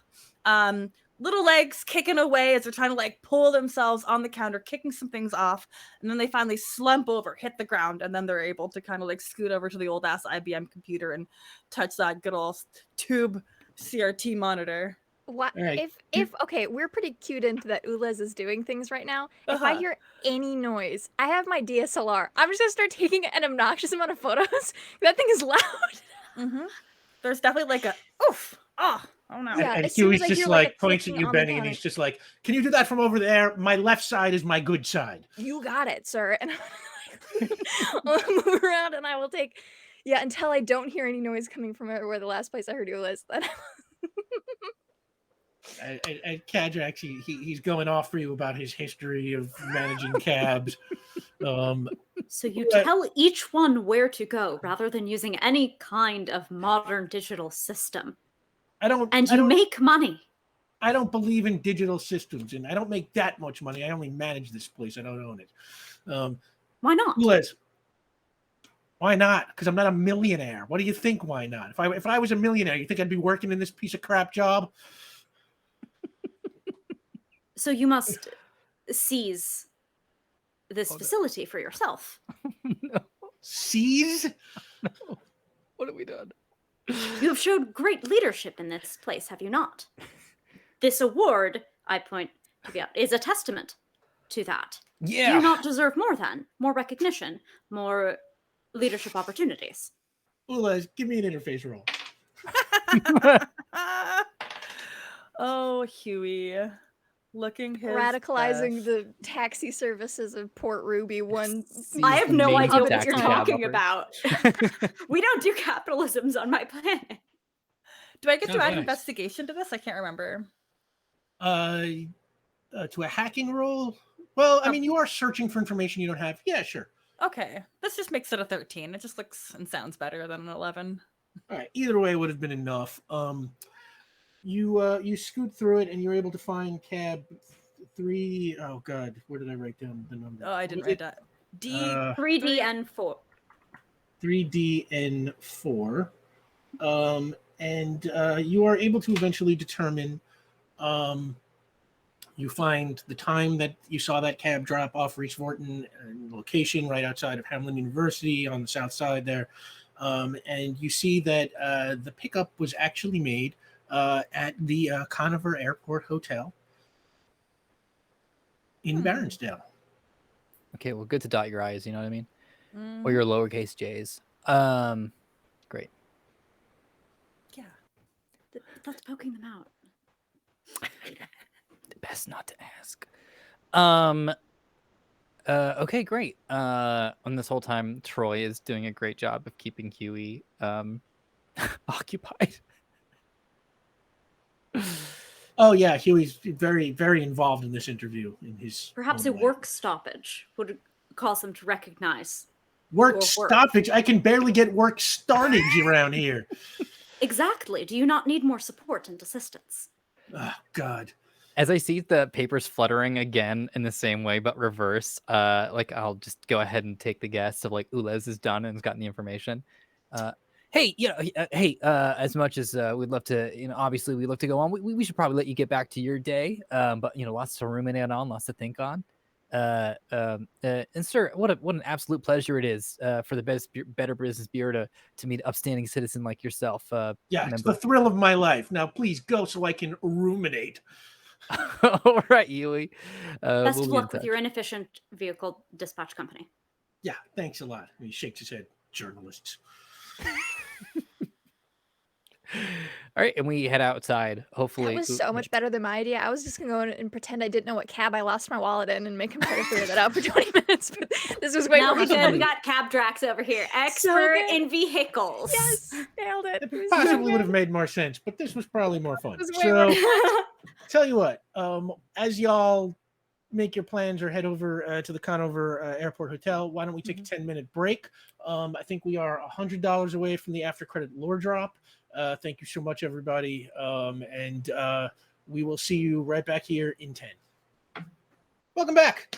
And it looks like while we were gone, we inched $25 closer to the after credits lore drop. So $75 to go. Once again, thank you so much, everybody. Y'all have been so amazing supporting the show, and we are super grateful.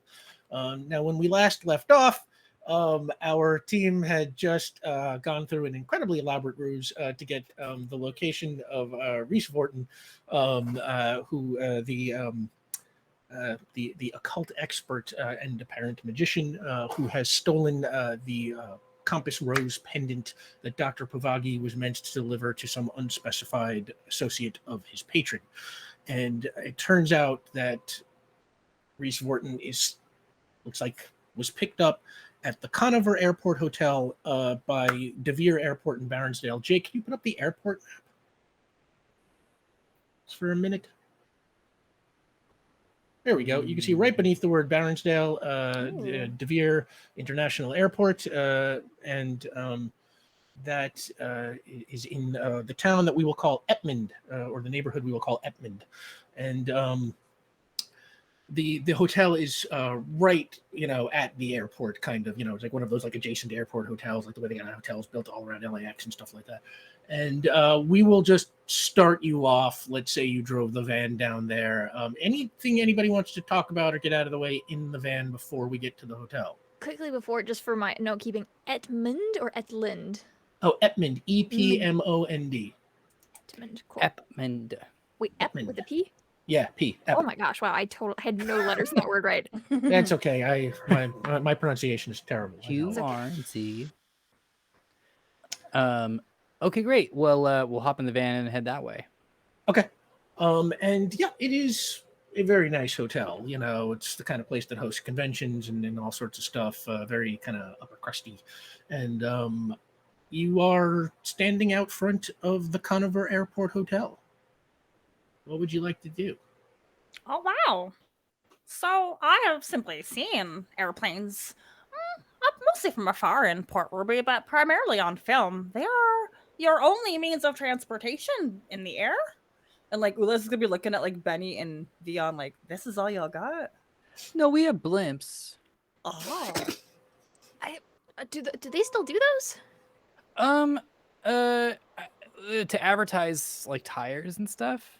It was fun. It was going to be actually a major form of transportation from Burbank to Los Yeah. Angeles. Mhm. But the mafia actually blew up the balloons. That's a separate conversation, but that's a true thing. We also have hot air balloons. We don't use it for transportation as much as like fun. Yeah. You have highly inefficient orbital and suborbital rocketry capabilities as well. God, don't even get me started on the Really? railways we should have. But yes, you're correct. Yeah. So we should go in and ask for where this person is staying.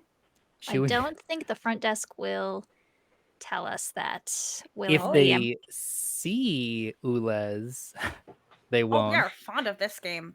Except we have a hard time getting over things sometimes, and Benny, you did a very good job at distracting that individual while I knocked over at least 2 notebooks. Yeah. Good. Cool. Should we do the same old, just rush right to it? It works. Very well. This person Cadrax will probably commence won't be a rushing. manager. Oh, This will just probably be bye. like a front desk lackey. Yeah. So we'll have to come up with a different thing on the fly, but We could just have a lot of questions about their rooms. that's Cadrax a has walked in great. the building. Maybe. Oh Should shoot! we follow? Yeah, I'm gonna cast invisibility on you. Okay, I'm just going to give you that since you made that roll before. I mean, you could say that Ules is still invisible from the cab thing if Yeah. you want. You know. I would have turned it off. I would be worried about losing track of Ules. Aw. They get quiet Everywhere. sometimes. Okay, well, we head in. We walk up. We're following the doctor. And where are you headed? To the front desk? Yes. You get to the front desk, and there is, you know, a guy in his 20s. Let's say he's got a name tag that says Ethan on it. And I believe Cadrax, you were ahead of us. Yes. Hello? May I help you? I was sent for by Reese Wharton. Do you have a room number? It is not custom to give such things. I am not permitted to confirm the presence of a guest or their room to just anybody. Indeed not. Yes, indeed, not. And that's why you just passed our test. Congratulations, Ethan. We are part of the regional management. And hi, my name is Bernard. This is my associate, and I gesture to Cadrax. Troy. Yeah. And my other associate, and I gesture to Benny. And he kind of looks the three of you over. Kind of look familiar. I know you from somewhere. Shit. Have you attended the seminars? What seminars? I'm going to look behind him because there are definitely those like leaders that like I'm looking for a clue. Sometimes there's like, you know, employee of the month kind of stuff. I'm looking for a thing to save me because I am not from around here. Okay, Cadrax, give me an investigation roll. Yes, get that point. Oh, whoa, okay. 12. 12. Max dice. Yeah, okay. You see there is a conference of the National Association of Ceramics Dealers. There is a conference for the let's say. No, that's good. That's all I need. Because Cadrax is going to free associate. So the National Conference of Hoteliers Leadership Seminar. Hotelier's leadership seminar. I was unaware. Yes, I believe someone on your staff was. He starts attending. clicking through the computer. Not finding anything like that. What did you say really your name should was? attend. You seem like you Troy have tremendous Bernard? potential. Bernard Troy. What was your name? Just Bernard. Troy. Just and that's Troy. just Troy. I mean, I am in the manager training program, but I'm not aware of any hoteliers conference. You were not invited. Dadrax, make a willpower roll. Sorry, I was muted clapping on microphone. 7 is above average for me, and I think we should really all remember that, all right? 7 is above average for you. That's a 4 on the die. I mean, yeah, you're not, it's like you're not dealing with like, some master criminal or big bad or gangster here who might have a lot of willpower. This is just like some guy who works at a hotel, but this is his job. So I will say that is a moderate success. He is just sort of like, what are you saying? Well, you were asking whether you recognized us, and we are with this seminar. I look to Vion like, please tell me I am not messing this up. Please tell me I am correctly. I actually, you know what I do? I thumbs up, like under that table, because that is how we communicate that we lie. I look back. No one got in touch with you about this? Did you get your pass? My pass. And he kind of starts typing again at the computer. Vion, make a willpower roll. Yeah, sure. And can I add performance to this? Yeah. Great. That's going to be a total of 7. Same marginal success. So he's just sort of like, I think I would be invited if there were some sort of Hotelier's conference. I think you would be too, considering we came here to talk to you about it. All right, we're going to take a quick picture for your profile, and then we're going to print you a pass, and we'll just get you taken care of. Picture for my profile? Yeah, for the badge. Huh. Okay. We just need a blank background of some sort, like this wall right here will do. This is our photographer. Is the light good against that wall, or what are we looking for? It doesn't need to be fancy. We're only going to see it. Yeah, I should get more light in your face. I'll like edge him away from the computers. That So way, you the just lights need in me front to- of you. Yeah, it'll be just like one photo. It's fine. I guess I can. I can't give you any information though. No, we're not. What do you mean? We would be the ones giving you. We're the ones giving you information, Ethan. So, all right, let's do this quick. And he sort of walks around the desk and goes to stand in front of the wall. Yeah, just so the light's not behind you, just so you're not backlit. You look spooky or whatever. So stand this way, or yeah. Do you have a side you prefer? Do you have like the last person I photographed had opinions? Hair parts on this side, but oh yeah, so we'll do that. And Benny will sit with him for like, try to drag this out for like a full minute if she can. Be like, yeah, oh yeah, totally. I see what you mean. You have a little bit of a cowlick there. So like, if you like face this way. Okay, yeah, no worries. We can Photoshop that out. That's okay. I stand up by the counter with my back to it and my hands behind my back with a like little boost hands. Yep. Oh gosh, and then you feel the weight of Ulez's little feet, booted feet now, as they climb and tumble over the desk. And all right. The boots. Ulez, give me an interface roll. Yes. Oh, that is mediocre. 9. 9 total unless I get to add the 2 to investigation, then it's an 11. Yeah, you can have the 11. What are you looking for? Like just like his room number or what? Room number and any of his information. Can we get his personal information, his home address, his phone number, get some credit cards, baby. Yeah, credit card number. That's on file. Charge it up.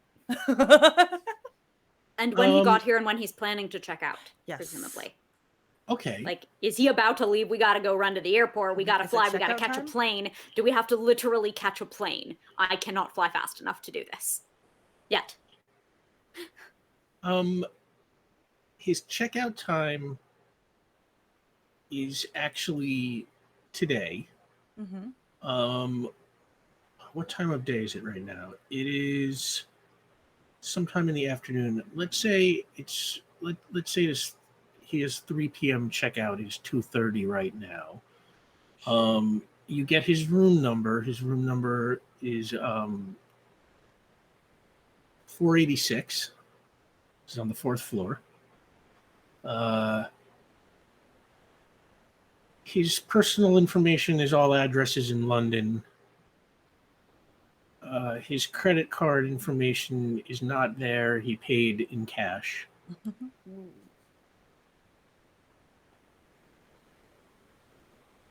He's willing to heat hella exchange fees in exchange for anonymity.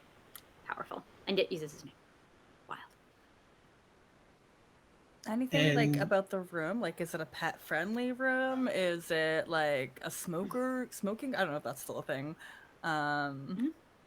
No. Wait, what did you get? You got 11? 11, yeah. My investigation. No, it's just a room. It is a nice, kind of suite, but there's nothing that you can tell that is, exceptionally unusual about it. Okay, it's not like just- ultra bougie or anything. Like comes with a bottle of champagne when you go in. No. Anything else you can do here? Tumble out safely. Is there? It did. You can make a key out of those computers, can't you? Yes. Yeah, you can actually.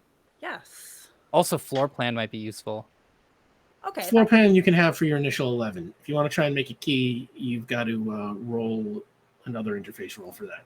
I mean, Okay. Ulas No can probably investigation this time. you could probably just touch the key card once we get up there too. That is Yeah. also true. if we want to go, if we want to get out of here to get this guy. Get away Liz from also this guy. doesn't know about those key cards on hotel doors. They're not really Very shown in fair. movies. That's true. Yeah. All right. It's a heist. So you've got what you can probably get out of the computer. Yeah, that's what you've got. Okay, perfect. You knew Ulas has made it over, not only because the computer screen has gone back to the lock screen, but maybe there's like a plush carpet in the front of the lobby and it kind of like depresses a little bit where their body is fallen onto. Great. Yeah, Right. and Ethan's just, I have to get back to my station. Absolutely, do- Ethan. do- And tell you what, if I'm gonna be completely on the level with you. If you're not invited, this event's not happening. Okay, I just want to let you know that. That's how important you are to us. We're a family. It's a company, but it's a family. So just Your, keep that. your audio is a little weird, but Mine is. kind of a little muffled. Up there you go. It's back. Hee hee Um, hee. and My roommate's watching Dune. Yeah, if you don't get an invite, Ethan, it ain't happening. man, is it just me or does the logo for that movie look like it says Dunk? But anyway, In so Idaho. Yeah, So anyhow, sorry. anyway, so yeah, he's just thanks. I've got to get back to my, he was never sure what to think of you, and sort of very uncertainly goes back to his station. And you've got room 486, Great. a suite on the 4th floor. Okay. And I kind of like nod for us to go outside. Let's not enter through. Yeah. We'll head out to the parking lot. Okay, you are back outside, standing outside the building. It is, it's like a hotel. Do we want to walk through walls? Cadric, you fly up to the window of the room and we can enter from 2 ways. Is that kind of how we want to play this, or? Is he not checking out in half an hour? Oh, confirmed. Should Yeah. we not simply be his mode of transport? Oh. He needs a cab. Yes. Where do we get a cab? We can wait. Doesn't a man have an inefficient dispatch? Mm-hmm. Yeah. What are you thinking, Doc? I do not know yet. I have only a limited understanding of how caps worked. I hope simply by referencing them, it would cause an idea to happen for you. I And mean, this we would- could take the van and pretend we're hotel to airport transport. That's the thing that happens, but we don't have any markers on the van that would indicate that that's true. Can magic do that? Can magic do that? Okay. Illusory magic, perhaps. Oh, the mage. Rick, I would like to cast illusion on the van. I can't God. be the one to go up and collect him, be the fake driver, because he might recognize me. Oh, okay. I cannot be the fake driver. I cannot drive. Oh, we have driven once. Benny, are you up to the? Yeah. When did you? Oh, What? we were backing out of a Yeah. with the van. We had to leave. Yeah, it was a rough day. Offices. Oh yeah. It was a rough time. Mhm. Yeah, you did great. Coralon headquarters. I don't. Yeah. Here's Oh yeah, you. Yeah. Yeah, okay. here's the Yeah, you here's were. here's the Thank you, pitch. We have the room number and theoretically the phone number. If you just make the van look like it's, airport transport, we just call up to the room, say, hey, here are when our van times are leaving. We know you're checking out soon. Head down. It'll be waiting out front with other hotel goers who are headed to the airport. And then Great. theoretically, he'll come down right to the van and you will be the other airport goers. Perfect. And then I'll try to nullify his magical abilities when he gets down. Theon, give me a magic roll to turn on illusion. Okay. So this is A+ roll. That's gonna be 13. Okay. And let me see here. Just make sure. How does illusion work? Illusion. You have. Oh, I'm to- sorry. You know, it would be images. Actually, I think images. Right, because images are the ones. Illusion is a illusions are in the- mental thing. right, yeah. Images, even cameras and stuff. Version works just like an illusion. Oh no, I might have that swapped. Target treats no false sensory impressions into other minds. Images are like illusions, but sensory projections rather than mental hallucinations. And they You affect got it right. cameras and stuff like that. Okay, and Yeah. ignore mental resistance. They ignore True. mental resistance. That's what we want. So.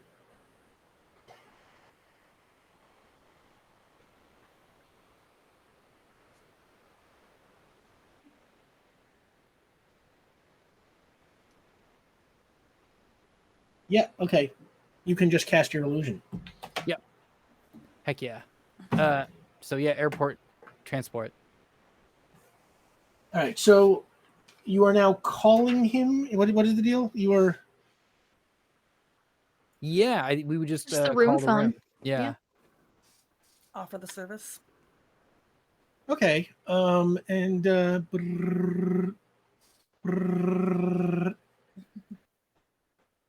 yes.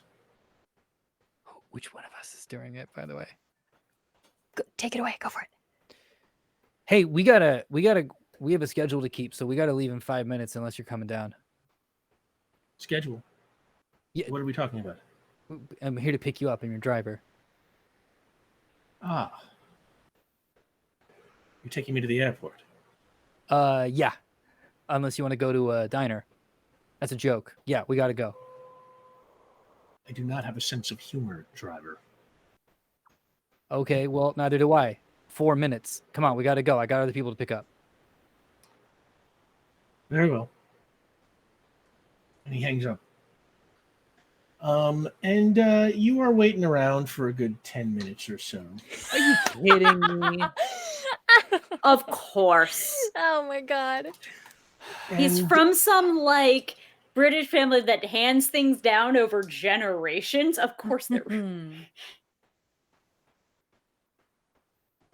What are you looking up? Rick? Okay. trying to figure out So the inch save, probably. he comes down, and you see, again, black suit. He's played by Terrence Stamp. Yep. He walks, and with him are 4 people carrying his bags. Damn it. That they all kind of look almost exactly the same. Ping? Shadrach, give me a ping roll.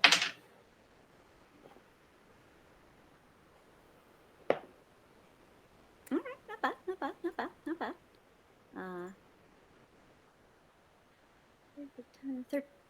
13. You only detect him and his bags. The 4 helpers do not seem to register at all. And Reese Vorton walks down and kind of looks around as if he's looking for his cab. The van is probably pulled up front. Hey, over here, you and the Shining Twins can put your stuff in the back. And he walks over and he looks at the van.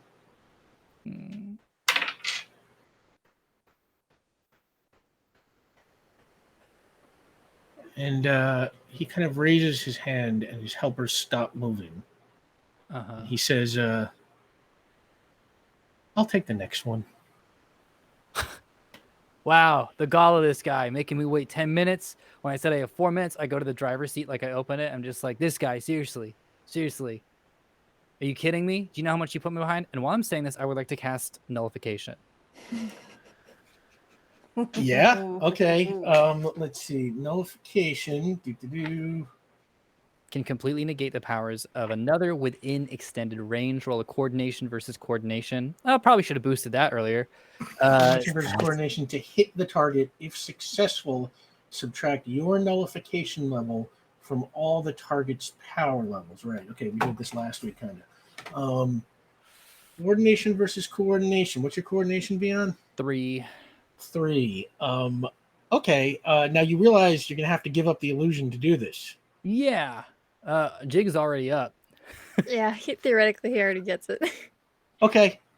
Make your roll. Oh no. 6. And you start to cast your spell, and he raises his hand and blasts you with this like energy blast, and he's like, nice try. You don't think I can smell your magic on this car all over you? I would, so I assume I hit the van. Yeah, sure. I would like to phase. I'm just going to say it doesn't. You're not going to lose any damage for this. It's Great. He seems to just more be kind of making a statement than trying to hurt you. You phase. Okay, yeah, you can do that automatically. I would like to run at him. Charge him. Yeah, I'd like to charge him. Okay, what are you trying to do? I want to like run past him, and then I just want to punch him. I'm not doing a magic fight right now, like not yet. I just want to like old fashioned just punch him. Make a coordination roll. While you're making that roll, I kind of want to like paint the picture a little bit, because like Kadrax, Benny, and Ulez, who are going to be playing like the travelers with no suitcases or anything, we're just standing there watching in shock. And like, has his servant disappeared? Like, can he cast more than one? His servants did not disappear, actually, Ulez. Very astute observation. Oh, good. So I'll be trying to snatch the suitcases from helpers. Good to know. Because this guy's distracted while they're getting into the fight. I would like to go for the suitcases. Mm-hmm. First, Vion, roll a coordination roll. Yeah, great. 5. Don't worry about it. 5 total? Yeah, 5 total. My coordination's not great, which is why I should have You boosted it. charge at him, and he just snaps his fingers and teleports away. As he does, the servants vanish, and the bags just fall to the So ground. the thing's not in the bags. Hey, Ules, how does that tracker work? Is it only for the we have belt? apparently unlocked the lore drop. Yay, Thank you so much, thank everybody. you. Oh, this is an excited one. I'm excited to get on the record. Yes. Okay, Ules, does your little teleportation tracker, does it only work for the belts, or does it track any teleportation that happens in the area? Oh, Molly and I have not tested that. This is not something we've had the opportunity to sample. Can I? because we had that little like tracker from the beginning that was like teleportation energy in the area that's happened within a few blocks. So maybe if it's a similar mechanism, the thing can still pick it up. It's a distance of 4.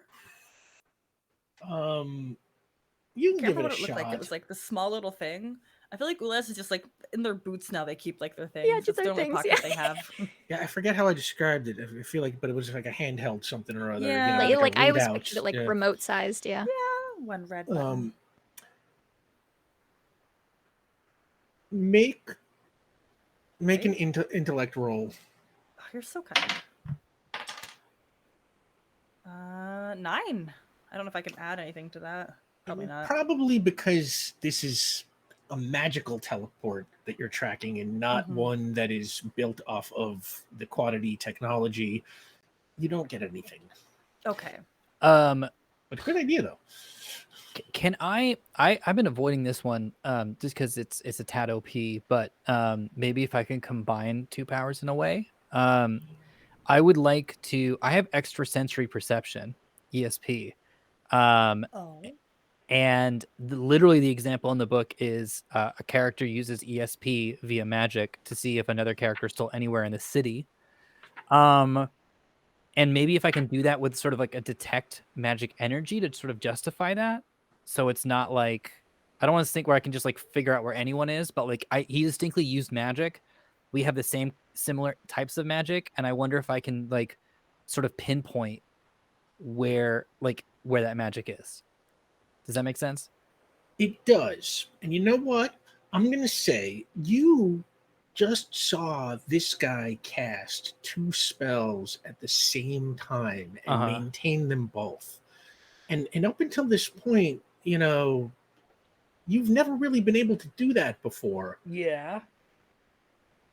But you're a little pissed off now. Like, Yeah. You know, you really thought that was going to work. You want to track this guy down. You're not thrilled about another magician running around Port Ruby, especially one this powerful. Yeah. You put a little extra concentration in, and you're going to try and draw 2 runes at the same time, one with each hand. Let's see if you can do it. Make an ESP roll. Okay. ESP allows you to perceive.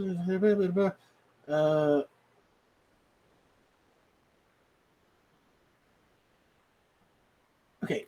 First, make a roll to see if you can turn on your ESP. And then you got to make a roll to see if you can turn on the detect magic. So this is 8 plus roll. That's going to be a total of 12. Okay. Now give me the detect magic roll. Okay. Detect magic roll. And that's to turn this one on as well, right? Yep. Okay. That's going to be pumpkin, blowing little hearts. So that's going to be 8. That's 14. Yeah, the 3 of you watch as with separate hands, Vion draws separate runes and for the first time ever maintains 2 spells at once. Vion, you now have a second magic slot. Oh, that feels good. That is your major change for the week. Nice. And so let me see here. ESP marks table the distance you can perceive is the lower of your power level or awareness. So your awareness is 3. So it's going to be 3 and detect magic. D comes before.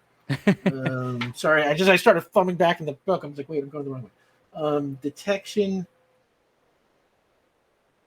It's a specific type of energy. I'm searching for magic within a range, at a visual range, with awareness. Right. Equal to your detection level. Equal to your detection level. Okay. So. Which would be my magic level. Yeah. I'm going to tell you what. Roll. Give me your ESP roll. Roll on your awareness. That's a 3. Okay. Pumpkin. So that's a 9. Highest I can do. All right. And detection is on your magic level, right? So that's a 5. Yeah. 5? 5. Yeah. Yep. Well, which one did you cast with which? Well, my new one is going to be at a 3, so I'm going to keep that 3 roll. Because that would change nothing. You know, in the future, I got to remember to ask you which one you're casting at 5 and which one you're casting at 3. I'm going to pull a Sam and play it good this time. Yeah, pulling a Sam. I like that. When you're gonna do something smart, we call that pulling a Sam. That feels like the opposite of what that thing should be called, unless we're going for sarcastic names. Yeah, right. like when the tall guy is tiny. Yeah, right. You're Didn't old. you rob a don't make bank me and sick catch Huey a on you. bank robber at the same time? Wasn't that you? Anyhow. Okay, so now give me the detect magic roll, which is on your magic level, which is a 5. Yes, this is 5 plus roll. That's a 7. Okay. Your mind just spreads out over the area, and you pick up this incredible magic source radiating from very nearby Devere Airport.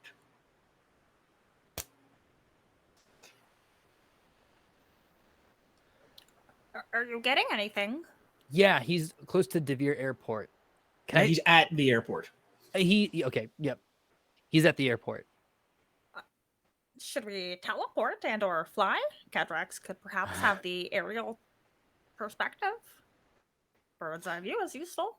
And Dr. Pavagi's just like, you can fly and teleport. Just go. Don't worry about me. Just go. Stop him. Stop him from getting away with the pendant. I give him the keys to the van so that he can get out of here if he needs to. I forgot about him. Thank you. I'll I didn't fill it up with gas for you. Thanks, buddy. Okay. And we'll chuck the bags into the van. Yes. Yes, Okay. good detail. Or He we'll gets no direct clean him to do underwear. that so we can leave right now. Yeah. Are we flying or teleporting? Both. Okay. Yeah. Cadrax will definitely fly because it's reliable. And you're Reliable. fast too. Relatively. I think overall they probably end up the same speed because we're roughly the same power level. But yeah, we'll book Perfect. it, and I have such a bad idea. I'm so excited. I reach my so- hand I'm out to so whoever sorry. wants to take me. I'm ready. Okay, Dion, your detection is able to narrow it down to a small area in the airport, but not to a precise spot. Okay. So I'm going to say that you tell them, Terminal 5 somewhere. Sure, to meet up. Yeah. Supposed to be so For bad. us flying, Ulas, are you teleporting by yourself and the rest of us are flying with you, Cadrax? Oh, that works. Just Or know that wait, if we you- can all just fly together, I guess. You can carry all of us, can't you? Certainly. Okay. I'm gonna cast I just want to make sure I'm casting the right one. I'm going to cast images on us. I'm pulling an old Star Wars trick here, which is what they did with the X-Wings, where they just put them on little bits of cardboard and like move them around with a black background. I want to cast just a square of sky like below That's us so as we funny. fly. So like if you looked, you would be like, this something's weird. I'd But- love how you instead of just casting invisibility, you're like, I'm going to project a square of sky, so people on the ground are going to be like, oh my god, look at that sky going by at like 500 miles an hour. They're Um, not gonna they're not gonna I don't know. think you can. I don't think you can cast invisibility on all of us though. That's too many. It would just be me, or it would Yeah, be I one guess- other, or Okay, two others. I could do yeah, at two max others, right? Yeah, okay. Give me your roll for image. Great. This is 8 plus roll. It's 13. I assume you're going to do that with the 5. So Yes. yeah, you've got image level 5, and you are able to just create that now. Great. So Cadrax, it is effortless for you to lay hands on the others and zip everybody off, and you kind Getting of in a rise fight above at the an airport. hotel. It's gonna And be it's so like- bad.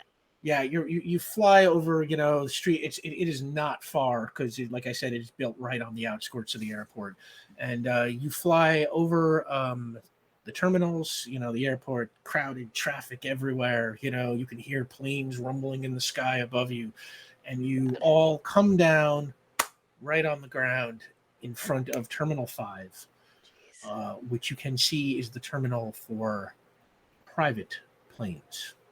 Okay. Is it possible I could be somewhere else? Because as I will communicate to my colleagues as we fly, it will be harder to stop this man from doing something than to stop planes from being allowed to fly. Yeah. That is a much lower threshold of difficulty, I suspect. They I are was gonna- delicate instruments. I was It gonna doesn't ask if we take could get much. Ulez to touch a plane that he's getting onto and make it no go. That is Oh. significantly less damaging than my plan. Yes. I did have a very Oh, destructive plan yeah. first, and then reeled it back in because we have someone who's good at tech. But yes, we are on the same page. Benny I ruining the was. fun. I don't want to be put as terrorists again for wrecking a plane. Mhm. I don't want to be a terrorist. Natural disasters don't wreck aren't deliberate acts. Oh my god, that was your Wait, sorry, Cadrix, what was your plan? earthquake. They wanted to cause another earthquake, which is also incredible. Plan B. Plan B. I like it. And I will head in and try to talk to him while this is Oh my going God. on. Okay. Why is he stealing this thing? That's kind of something I would like to get to the bottom of.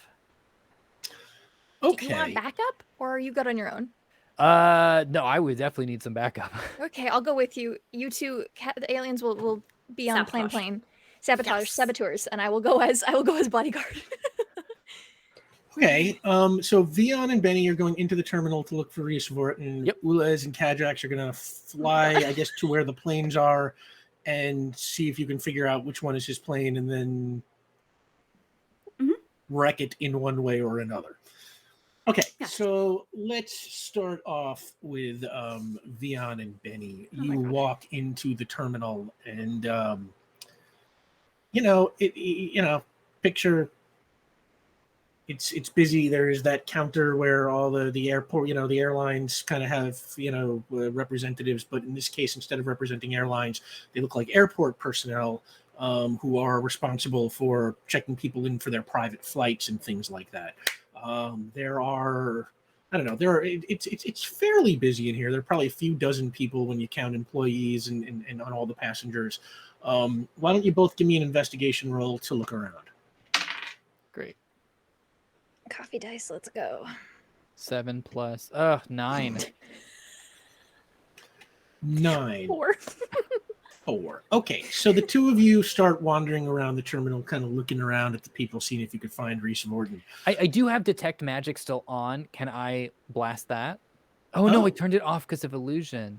Well, I No, only you turned actually off one. you turned off. Which one did you turn off? Right, yeah, you ESP. turned off detect. Yeah, magic.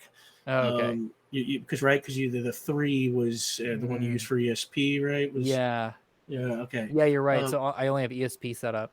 Yeah, I only have ESP. There's something you don't hear every day. Okay, First world so problems. if Can you you want, use your you brain to can. find him? Yeah, you can probably use ESP. Perceive things in distant locations if you were actually there. I mean, essentially, it's like it lets you see this place that you are in anyway. So you could Yeah. stand there and like look around with ESP, or you can walk around trying to look at people. Let's just It's head kinda out. the same. Wander.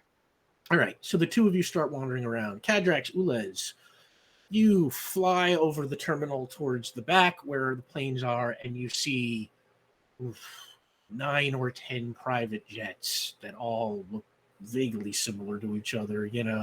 What do you want to do? Ping. I want to ping the fuel tanks.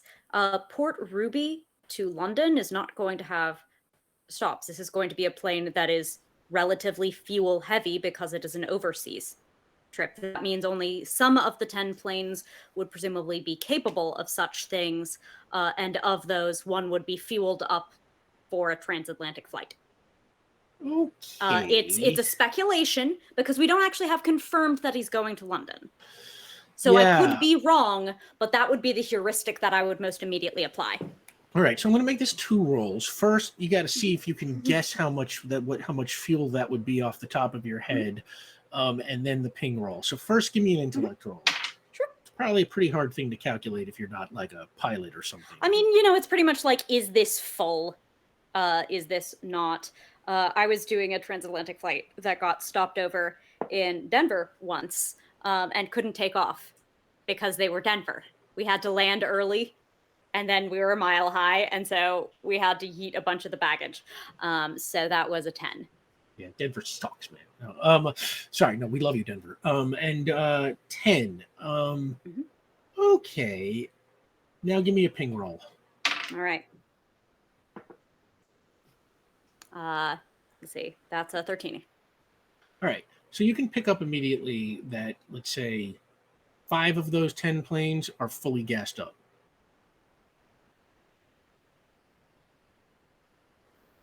How I can will point we those out. narrow it down from there? Perhaps when your ping went off, did you detect if there were any people I understand that if a plane is to take off, there have to be individuals. Those people that wear the uniforms together. We have seen them in many films. Not the pilots, but the people in the plane. We don't know that they would have boarded yet, would they? Well, I Do they guess not we're have to aliens. do We any don't know. preparation? Even if the people are not on. Are any of them loading bags right now? There we go. Thank you. Oh, that's so smart. You can make an intellect roll to see. Mhm. Probably shouldn't, do too much for you, but you did just see him drop all of his bags at the hotel, and you loaded them into your own van. But Oh, So yeah. you're not exactly sure there would be bags to Yep. load, but But there's still well- where the bag is going on the baggage tag, no matter whose bag it is. amenities. These planes have to be stocked with things like food, alcohol, other Yeah, beverages. people would be doing setup for some of them. I just made So- a little sticker that they put on your bag, tells you where the bag is going. So any bag going into any plane would tell I you don't where know that if they do plane is that for going. private. I'm not fancy. On private, that that's was max true. die, These though. are private planes. So That's right. 6 + 6. 12. And this is intellect roll to see if you can spot bags being loaded or like activity at some of the planes. Right. Yeah, Signed that out of this these plane 5. is any of these remaining 5 planes are being immediately prepped. All right, you've narrowed it down. 2 of them look like there's nothing going on. 3 of them have, ground crews checking stuff out, and it looks like some flight attendants kind of getting ready to get on a little stairway driving up, that kind of stuff. So you've narrowed it down to 3. All right. How do we feel about those odds?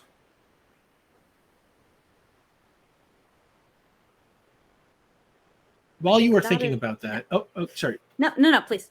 Okay, Give while me- you were give thinking me- about your next step, back inside, give me another intellect roll or investigation roll from both of you. This could be a 10. 10. It's a 9, max die. Okay. You are walking around, you're kind of doing this thing discreetly trying to check everybody out, and you can see right near security, like on the line to kind of pass through and get searched and all that stuff. You see a man, gray, silver hair, black suit. From the back, you are pretty sure that is Reese Warden. Okay, Vian.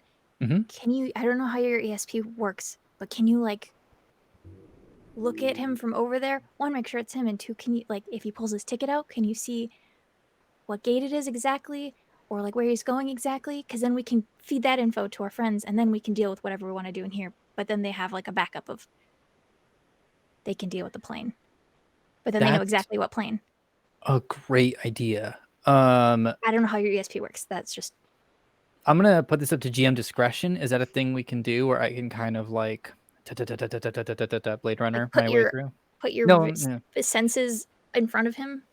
When you have Essentially. ESP, that is essentially what it is supposed to do, let you see things at a distance. So it's like, Great. to do ESP,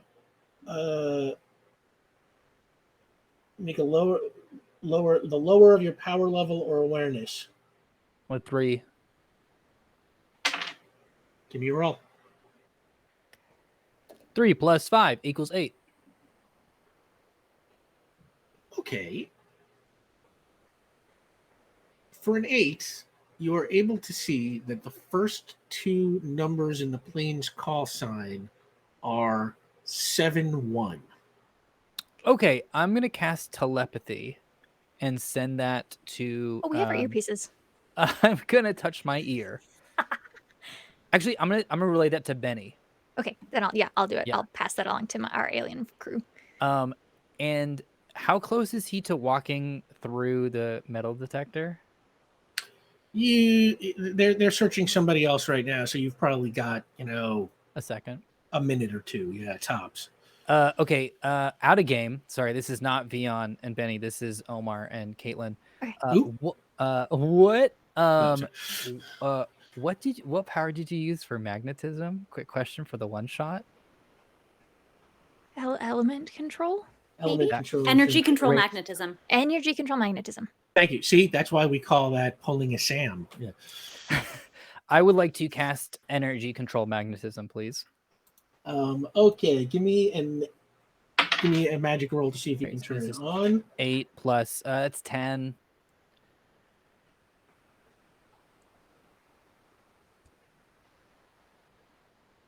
Okay. That turns it on at level. Which level are you trying to turn it on at? 3 or 5? What are you giving up? Well, I guess. Let's do it at. Gosh, I haven't checked the benchmarks for this specific thing. Let's put it at 3. I'm not trying to do a big. I'm not trying to do a big thing. Okay, so yeah, absolutely. You have magnetism control a la Magneto, but level 3. Yee. What I would like to do is is there anything around? God, this is gonna get tricky keeping track of which ones turned on, which ones turned off. I'm gonna get myself a little notebook. Yeah, me too. I would like to see if there's anything metallic around, like someone's putting into a bin, like a belt or anything small that I shoot. You know what? Just magnetize the arch that they're walking through. Oh, fuck yeah, up the it would just sensors. go It'll off? hold up the line. It'll hold up the whole line. Great, yeah. I just want to have it go off when he walks through. So you're right. I would just turn it. Yeah, it would just magnetically sense a magnetic thing. All right, give me an energy control roll. Your energy control is at level 3. Great. With a 3+ roll, that's going to be a 6. Total? Total, yeah, 3 + 3. Okay. That is probably enough for this type of system. It's very sensitive to magnetism, obviously, you know. So, yeah. And, like, suddenly it's like, you know, all the security guys kind of, like, converge around the person in it, and they're just kind of like, you know. And I want to call on him specifically when he walks through. So not the person in front. We could just like hold up the line if you do the person who's going now. Like, or do you want him, like, totally I want messed him. up? Okay, awesome. Okay. So you're going to wait a second for him to go through. Yeah. And the person in front of him goes ahead, and then Reese Vorton steps into the machine. You cast your spell and blast the machine with magnetism, and boop, boop, and security converges on Reese Vorton. Essentially, they're just, sir, can you step through? And he kind of, like, you know, he's looking around, you know, like, what the hell? You know, he's like patting his pockets and stuff. What are you hoping to happen here? Well, I just want to buy us a little bit of time and also get a lot of eyeballs on him, so he's not going to pull anything weird. Certainly, he's got eyeballs on him now.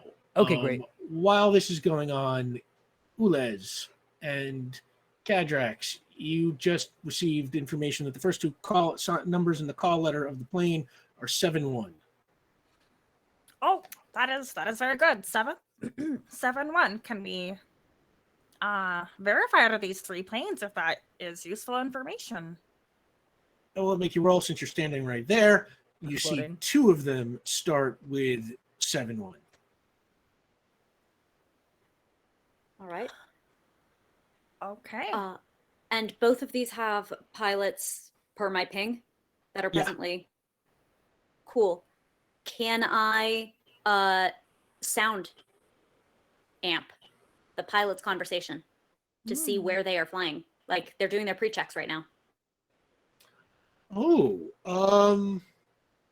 yeah. Give me a complex task roll for that. Love to. We're getting weird and inky here today. Yes. Okay, 13. That's our number on power rolls. My goodness. Okay, so you try it on the first plane, and you listen for a little while to the pilots talking, and you are able to pick up after a while that this plane seems to be going to Brazil. Mm-hmm. You want to try it on the other plane? Yes, I think that's Earth. Oh, 15. Ooh. Okay. You try it on this plane, and this plane is going to California.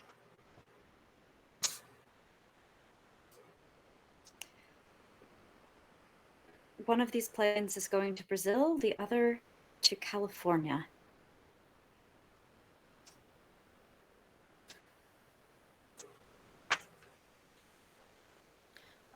What do we do now?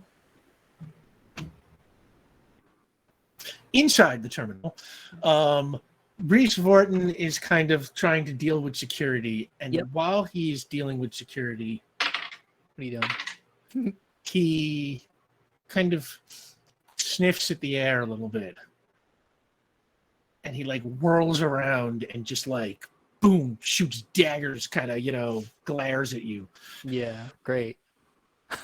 I flip him off.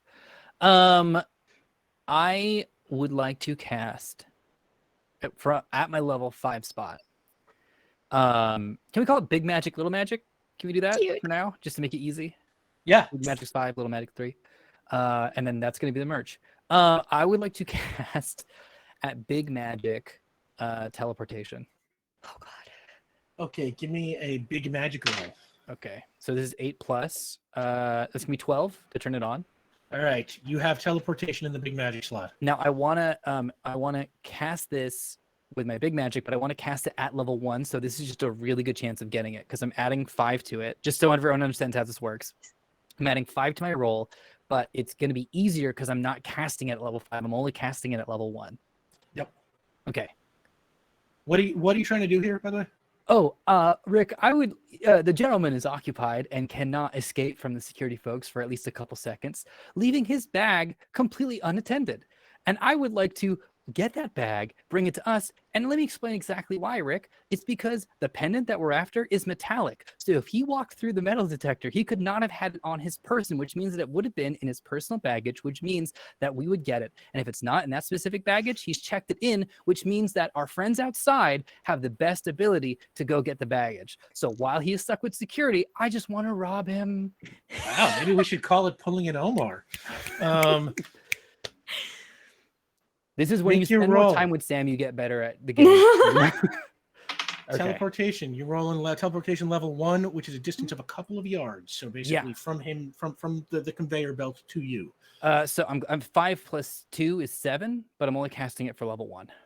Okay, and suddenly the bag just like appears in your hand, and Reese Vorton just like he can detect that no problem. He's very powerful, and he's just like, that's it. And he draws these 2 runes in the air and blows them onto 2 of the security guards. Oh in front of no. him. And one of them changes into a rhino, and the other one changes into an elephant. And they just, everyone in the place just like, whoa, and like the other guards back off, and he points forward, and the 2 of them just start charging towards you and Benny. Okay. Okay. Great. Well, I'm gonna cast I know that we've got a lot to take care Do you of want to here. just do you want to just kind of reach out my hand to you and should we just be ghost? Like Oh yeah, let's ghost really quickly. Great thinking. I Let's think phase. that happens, but he just goes and like grabs onto your shoulder, Well, hoping that you'll just have something to I'm do. going to tell you what. First, Okay. roll initiative. Okay. Great. Well, at least I bumped this up. Okay, 10. Ooh, I'm never good at this. That's a Oh, 5. 11 because I haven't updated that. Okay, so Vion, by the way, that's anybody who added point to strength or anything like that, or will, or to strength this week. Remember, that gives you extra stamina. So we'll do that. Why did? But that means Vion goes first, Benny goes second, and the rhino and the elephant go third. So Vion, if you want, you can just grab Benny and phase out. Yeah, so we're gonna phase real quick. Okay, you She phase. does it automatically. Thank you, Rick. That's amazing.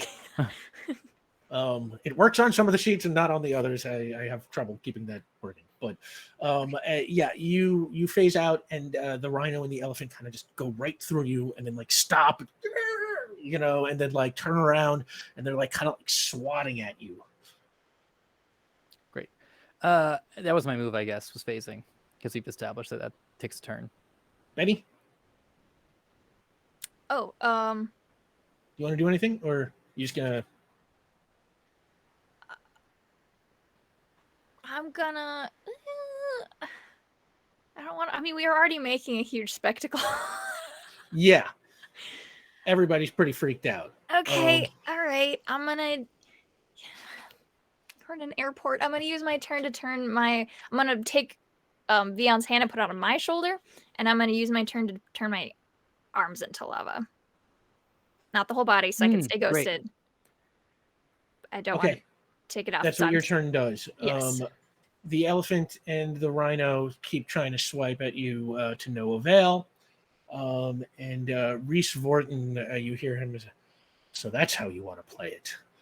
And he draws a rune and ghosts out himself. God. Well, at least I can hit him now. Meanwhile, outside, Kadrax and Ulez, Ulez I is am gone. here, except I'm experiencing the weirdest technical difficulties. I'm not in my chair. Where are you? I don't know why. Vion cast invisibility. There's a third spell slot. It was there. No, he could really do that. I thought it was My just like a goodness. game thing. Never underestimate Omar. Thank you. This is point. Like, yeah, so I'm happy to continue. I'm just gonna keep clicking buttons over here. Okay. This is so odd. It's very odd, but yeah, no, well, as long as you're there. What do the two of you want to do? Cadrax, should we? We can disable these plans. We can destroy them quietly from the inside. It does not have to be a rather terrorist event, I believe is the word. That is a word that I hear on the news very often. But perhaps this is just a good way to secure what we have to. We're securing the pendant in the name of detective work. Indeed, for just 2 planes, mechanical error seems more than adequate, and having narrowed these down, I shall take California and you, Brazil.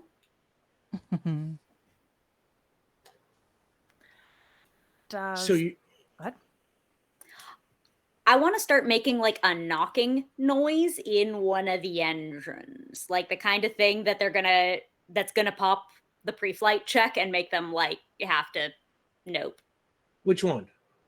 I'm taking California. I think I'm like Brazil? Ulez if you want to knock out Brazil. Yeah. Okay, Kadrax, give me a complex task roll. I mean, I technically am, I think, knocking things around in there to create that. I don't know. Maybe. I could do either. All right, that's a 12. Okay, that is plenty. Yeah, you start projecting this kind of knocking noise kind of coming from like the grinding engine, and like you know see the pilots just kind of like fiddling with knobs and picking up a thing and like shouting into it, and suddenly the engines start to they're turning off the plane, and you can kind of see like a ground crew kind of running over, starting to like wrench, off the, those engine coverings to look around and see if they can figure out what is wrong. Hey, look at that. I need to say, as soon as you said there, you make a knocking sound in the plane, the orchestral music I'm listening to had like a wood block, click, click, click, click, click, like sound like in the, like knock, knock, knock, knock. It's like, it's ready. The music is supporting our plans. Huh. I love those little, like, the unrelated, the coincidental lines. And, yeah. Meanwhile, it's like, B, that was the greatest lesson in what it must be like for the team when they're talking to invisible Ulez. It's Right? like, it's kind of weird, but now I really feel like I'm going to be able to put my head there in the future. A little Also jarring. Also, I giant- seem to have an image of my chair still here. Yeah, Don't giant know why Ulez. it's there. I'm just gonna just pretend you're kneeling behind your chair. So It's a piece of Ulez's armor that you're wearing. Yes. Yeah. Yes. There it oh my is. god, it does Nail it. kind of with the black Good. thing rolled around. Yeah. So Kadrax has taken out, or at least temporarily taken out, the ship bound for California. What do you want to do to the plane going to Brazil? I want to short circuit and this is going to be a mechanical thing, because like Ulez has legit spent a lot of time working on ships. You've got an expertise in mechanical, right? Specialty. I do. Specialty in robot electronics and mechanics. And you know that like Vion probably made Ulez watch like Lost or something, and like the only thing that Ulez got out of it was like the plane crashed. Like, why would the plane crash? What would have to go into a plane? Like, they didn't really get the metaphorical life and death thing about that. But So many reasons the plane crashed, but we could talk about that in the Also, episode. I didn't make you watch Lost. We got to watch Lost. Yeah. Yes. You're so Yes. fortunate to. Okay, so Ulez, give me a intellect roll to which you can add your mechanics bonus, which is your tech bonus, which is +2. Fabulous. Not the best of rolls. That becomes 8 + 2 is 10. And yeah, you kind of lay hands on and start like monkeying around with the electronics and the mechanics of the plane, and suddenly it's just like poof, like one of the engines just like shoots smoke out of it, and you see like the ground crew all just like whoa, and like was it running over with like fire extinguishers and stuff. That plane is finished. Meanwhile, That's inside, our cue. Ghost Reese Vorton steps just right through the other guards who are now just freaking out because of the elephant and the rhino, and he walks very determined towards you. He says, I was hoping to not have to get my hands dirty, but if you're going to make me do this, His move already let's went up do though, right? this. Oh, okay. Yeah, Sorry. yeah. His move was to ghost himself.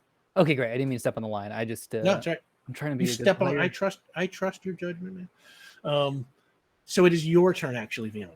Holy smokestacks. All right. Well, with my ability to move before I make my move, I would like to sling his bag onto my back. And I would like to just let's spider monkey this again, if you're all right with this, Benny. I would like to hop onto your back because it's your arms that are specifically Yes. magma, right? Yep. And I want to explain really quickly. Let's just walk through what I'm doing here. This gentleman went, oh, you want to play like that? Turn into a ghost with Benny ghosted. And thinks that he can best Benny in a ghost fight. So I hop on Benny's back. I know that Benny's going next, which is a little metagaming, but I would like to cast Fast Attack at level 5 on Benny. What does that do? Fast Attack Wow. Yeah. Oy, allows this you one. to make multiple attacks during your round. Allows you to attack more than once per action, dividing your fast attack level into additional attack tests up to your level with that attack. So it'd be Remember 5 this divided one? into, yeah. Right, yeah. If you use your extra attacks against the same opponent on the same page, treat as a combined effort. Okay. Vion, see if you can turn on fast attack. Okay. I have a point of determination, right? You have 1 point of determination, and there's a community point as well. Oh, right. So I might add it to this just to make sure that this happens. You're using yours? Yeah, I'm gonna I have love to. this. I'm so Yeah. excited. In fact, I'm gonna What are fully you using? reroll. Spirit of Justice? Uh, I get angry? I'm I want to say educated. I'm trying to think of how to use educated in the school of pop culture. You're gonna be Mr. Miyagi me. Kinda, yeah, a little. New Yoda on my Right, that's it. Yeah, Team Dagobah. Okay, just because I like the reference. That cost you your point of determination. Okay, so I'm rolling again here to get. It was the same, God. which is 1, which is low, would be a 9. Can I use the point of community determination to pop that up to an 11? I'll tell you. Or is it 9 enough? 9 will be enough. Okay. Great. In that case, you that is my round. That apply now, Caitlin. You've got 5 points that you can divide up into your attacks. Oh my god. Okay. Like to add to rolls? Or It's what like is it? it's what is your so I guess when you say what your first attack is going to be, I can explain how much you can do of a second. Okay. and third Okay. attack. So how close is this guy to us? He said he just walked right up to us. Yeah, he's standing like right there, basically in your Oh, face. buddy, bad idea. Okay, so I'm gonna take like 2 steps back just to keep Vian away from him. And what I'm about to do. But she's I think she's lava from like forearms / elbows down. And they're still hand shaped. And so I think she's just gonna kind of go like, okay. And both hands like stretch out. Because I have theoretically I'm stretching up to level 8. So it's just gonna like really fast, like at him and just like she's gonna try to hit him in the chest.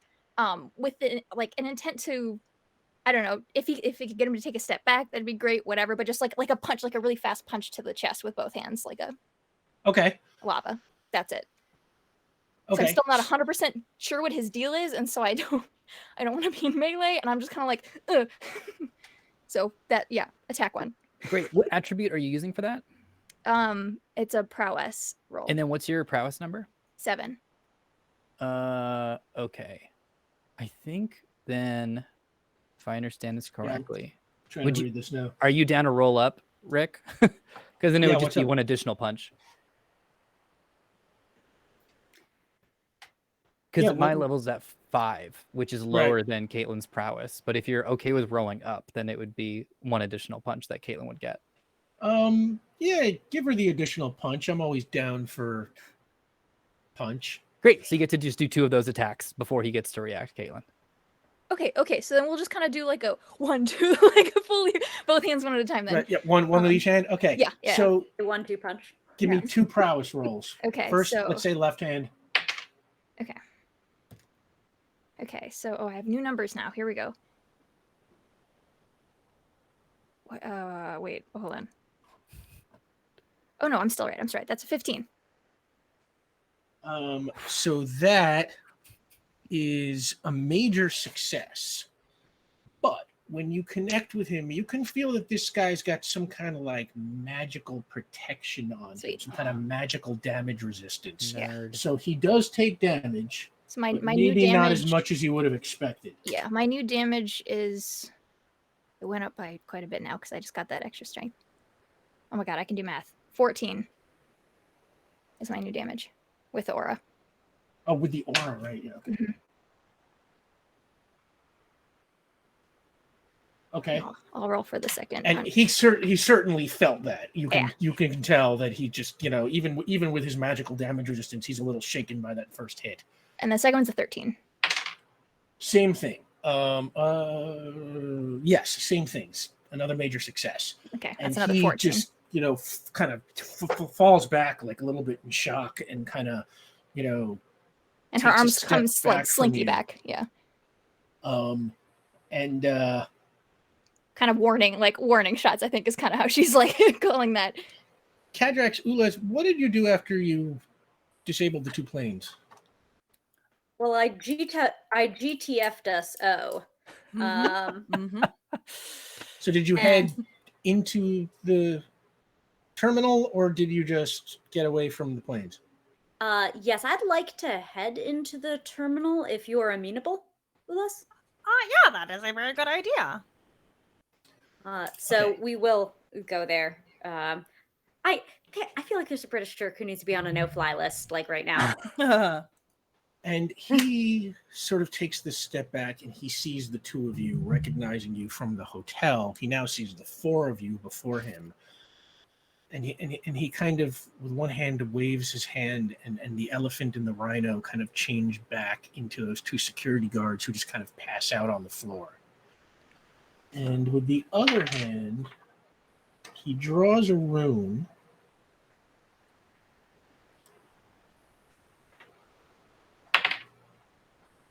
All right, everybody make a willpower test. Oh, Okay. no. You Tell know me how what you good our get. willpower is. Collectively, if we do anything. I got a 4 total. 8. That's also an 8 for me. 5. Okay. As he makes that rune, all 4 of you feel this incredible blast inside of your head. Just absolutely painful. I mean, beyond anything any of you have felt in a really long time. Vion and Benny, you each lose 3 stamina. Damn. And Kadrax and Ulas, Kadrax, you lose 4 stamina, and Ulas, you lose 4 stamina. Pretty sure I did that math right, but whatever the case is, you all feel that, and it's like it is just overwhelming to your senses. You've never felt an attack like this. Ulas, your damage resistance does not seem to work against this particular mental kind of attack. And just as you're kind of getting your wherewithal back, Reese Vorton looks at you, Vion, and he says, "We will meet again." And he waves his hand and just vanishes.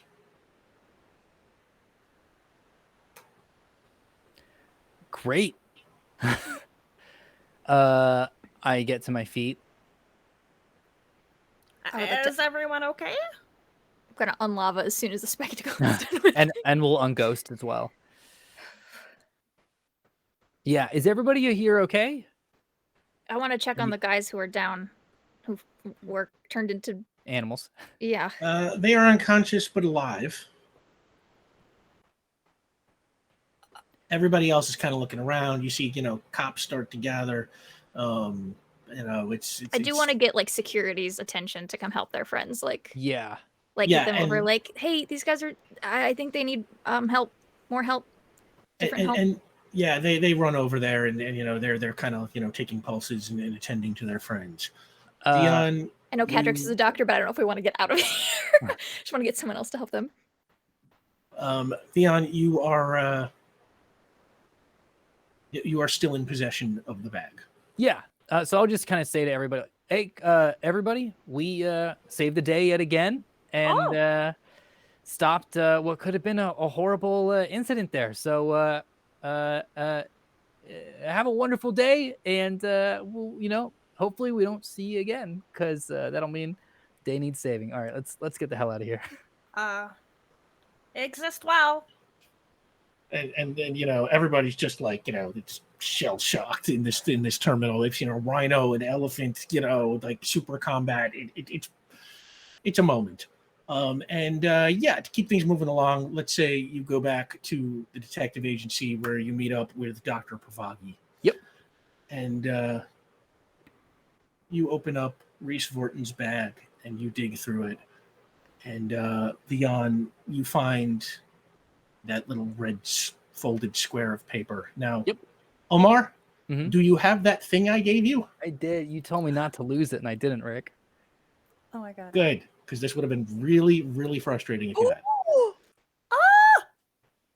Open it. And Dr. Pavagi says, open it. Okay. Oh, wow. You secured this really well, Rick. Hold on, Benny's gonna like put her hand on your hands on the package. I feel like you owe us a little bit of something before we open this. We've dealt with a lot of magic shit today. Is like something gonna explode? Is this gonna like? Are we I put gonna my hand like, over can your you hand. Give us I anything. assure Let him you, have this. nothing like that. He can handle it. That is a lot of unearned belief and confidence there, Doc. Okay, here we go. All right. Ooh, don't hit the mic. Oh. There's tape inside? That Is is there? very secured. Well, I didn't really trust Omar not to break it, so. That's very fair. Okay. The paper's gone, and now we've got bubble wrap. Leon, could I kindly pop the bubble wrap after? Absolutely. This is all yours, Ulez, once this is We thank you. freed. I relate to Ulez. And That is so amazing! Oh my goodness! And the minute you touch that golden pendant, you feel this kind of warm surge.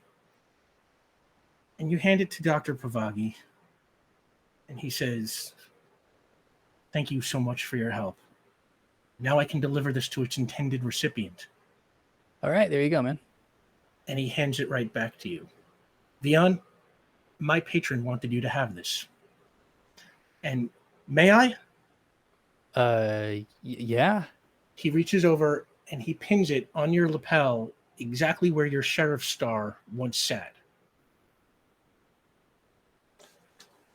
Okay, while you're explaining some stuff, I'll get that going.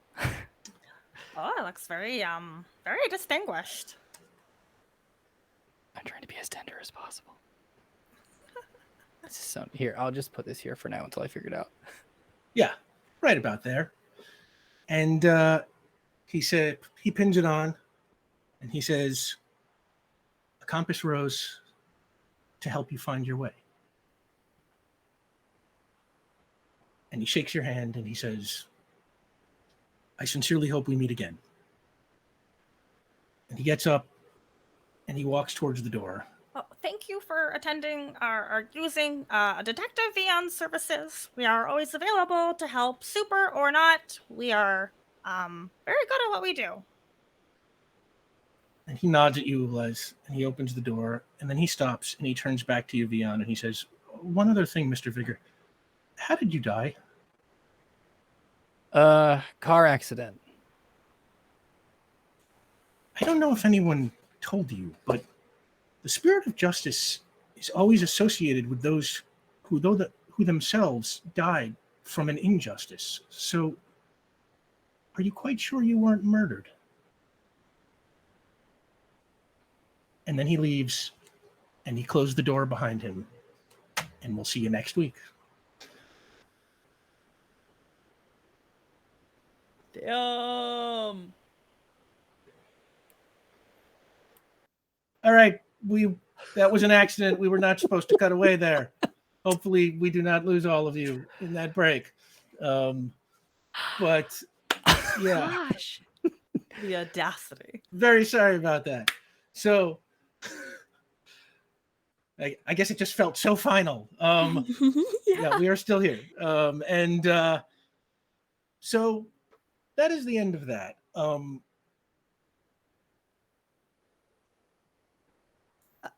Hello, I am B Zelda. Do we want to do our sign-offs? Yeah, real quick, let's go around the table and tell the people where they can find you. What the hell? I'm muting. Yeah, take those deep breaths. I got you. B Zelda? What's up? You can find me on Twitter, @B_Zelda. I will be in a state of shock, trying to absorb all of this information, but really, really deep down content that like Ulez solved one of their first like mysteries like in this new season. So that was a really good feeling. I'm a podcaster. I stream sometimes. I also write things. Follow me and share this feeling of what the heck. Sam Delev. I don't need to sign off. I'm fine. Caitlin Bruder. Follow me on Twitter. All the updates will be there. Omar Najam. At 13days13shorts.com. I'm gonna go I'm gonna go outside. I'm gonna get some fresh air for a little bit, for a couple years. I'll be back. I'm Rick Bud. You can find me on Twitter and Instagram at rbud913, or you can follow the show at Powerplay RPG. First thing I want to do is I want to throw out big thanks to the amazing, the incredible, the totally unparalleled in this universe, Gina DeVivo, who created the Compass Rose pendant for me. Yay! That is a Gina DeVivo original, Omar. Oh, you have to post photos. That's so cool. I love you, Gina. Thank you. We all love you, Gina. Yeah, I guess if no one else is going to plug anything, if you are not sick to death of me already for this week, you can catch me Friday night with the good people over at Ramblemancy, where we will be apparently talking about RPGs and content creation, or just whatever comes up. You can never really tell there. So I'm Rule of actually Lore really special, excited. yeah. Yeah, I'm super excited about that Friday night on Ramblemancy over on Rule of Lore. Yeah, that is it. Thank you so much, everybody. And thank you so much to everyone who supported. On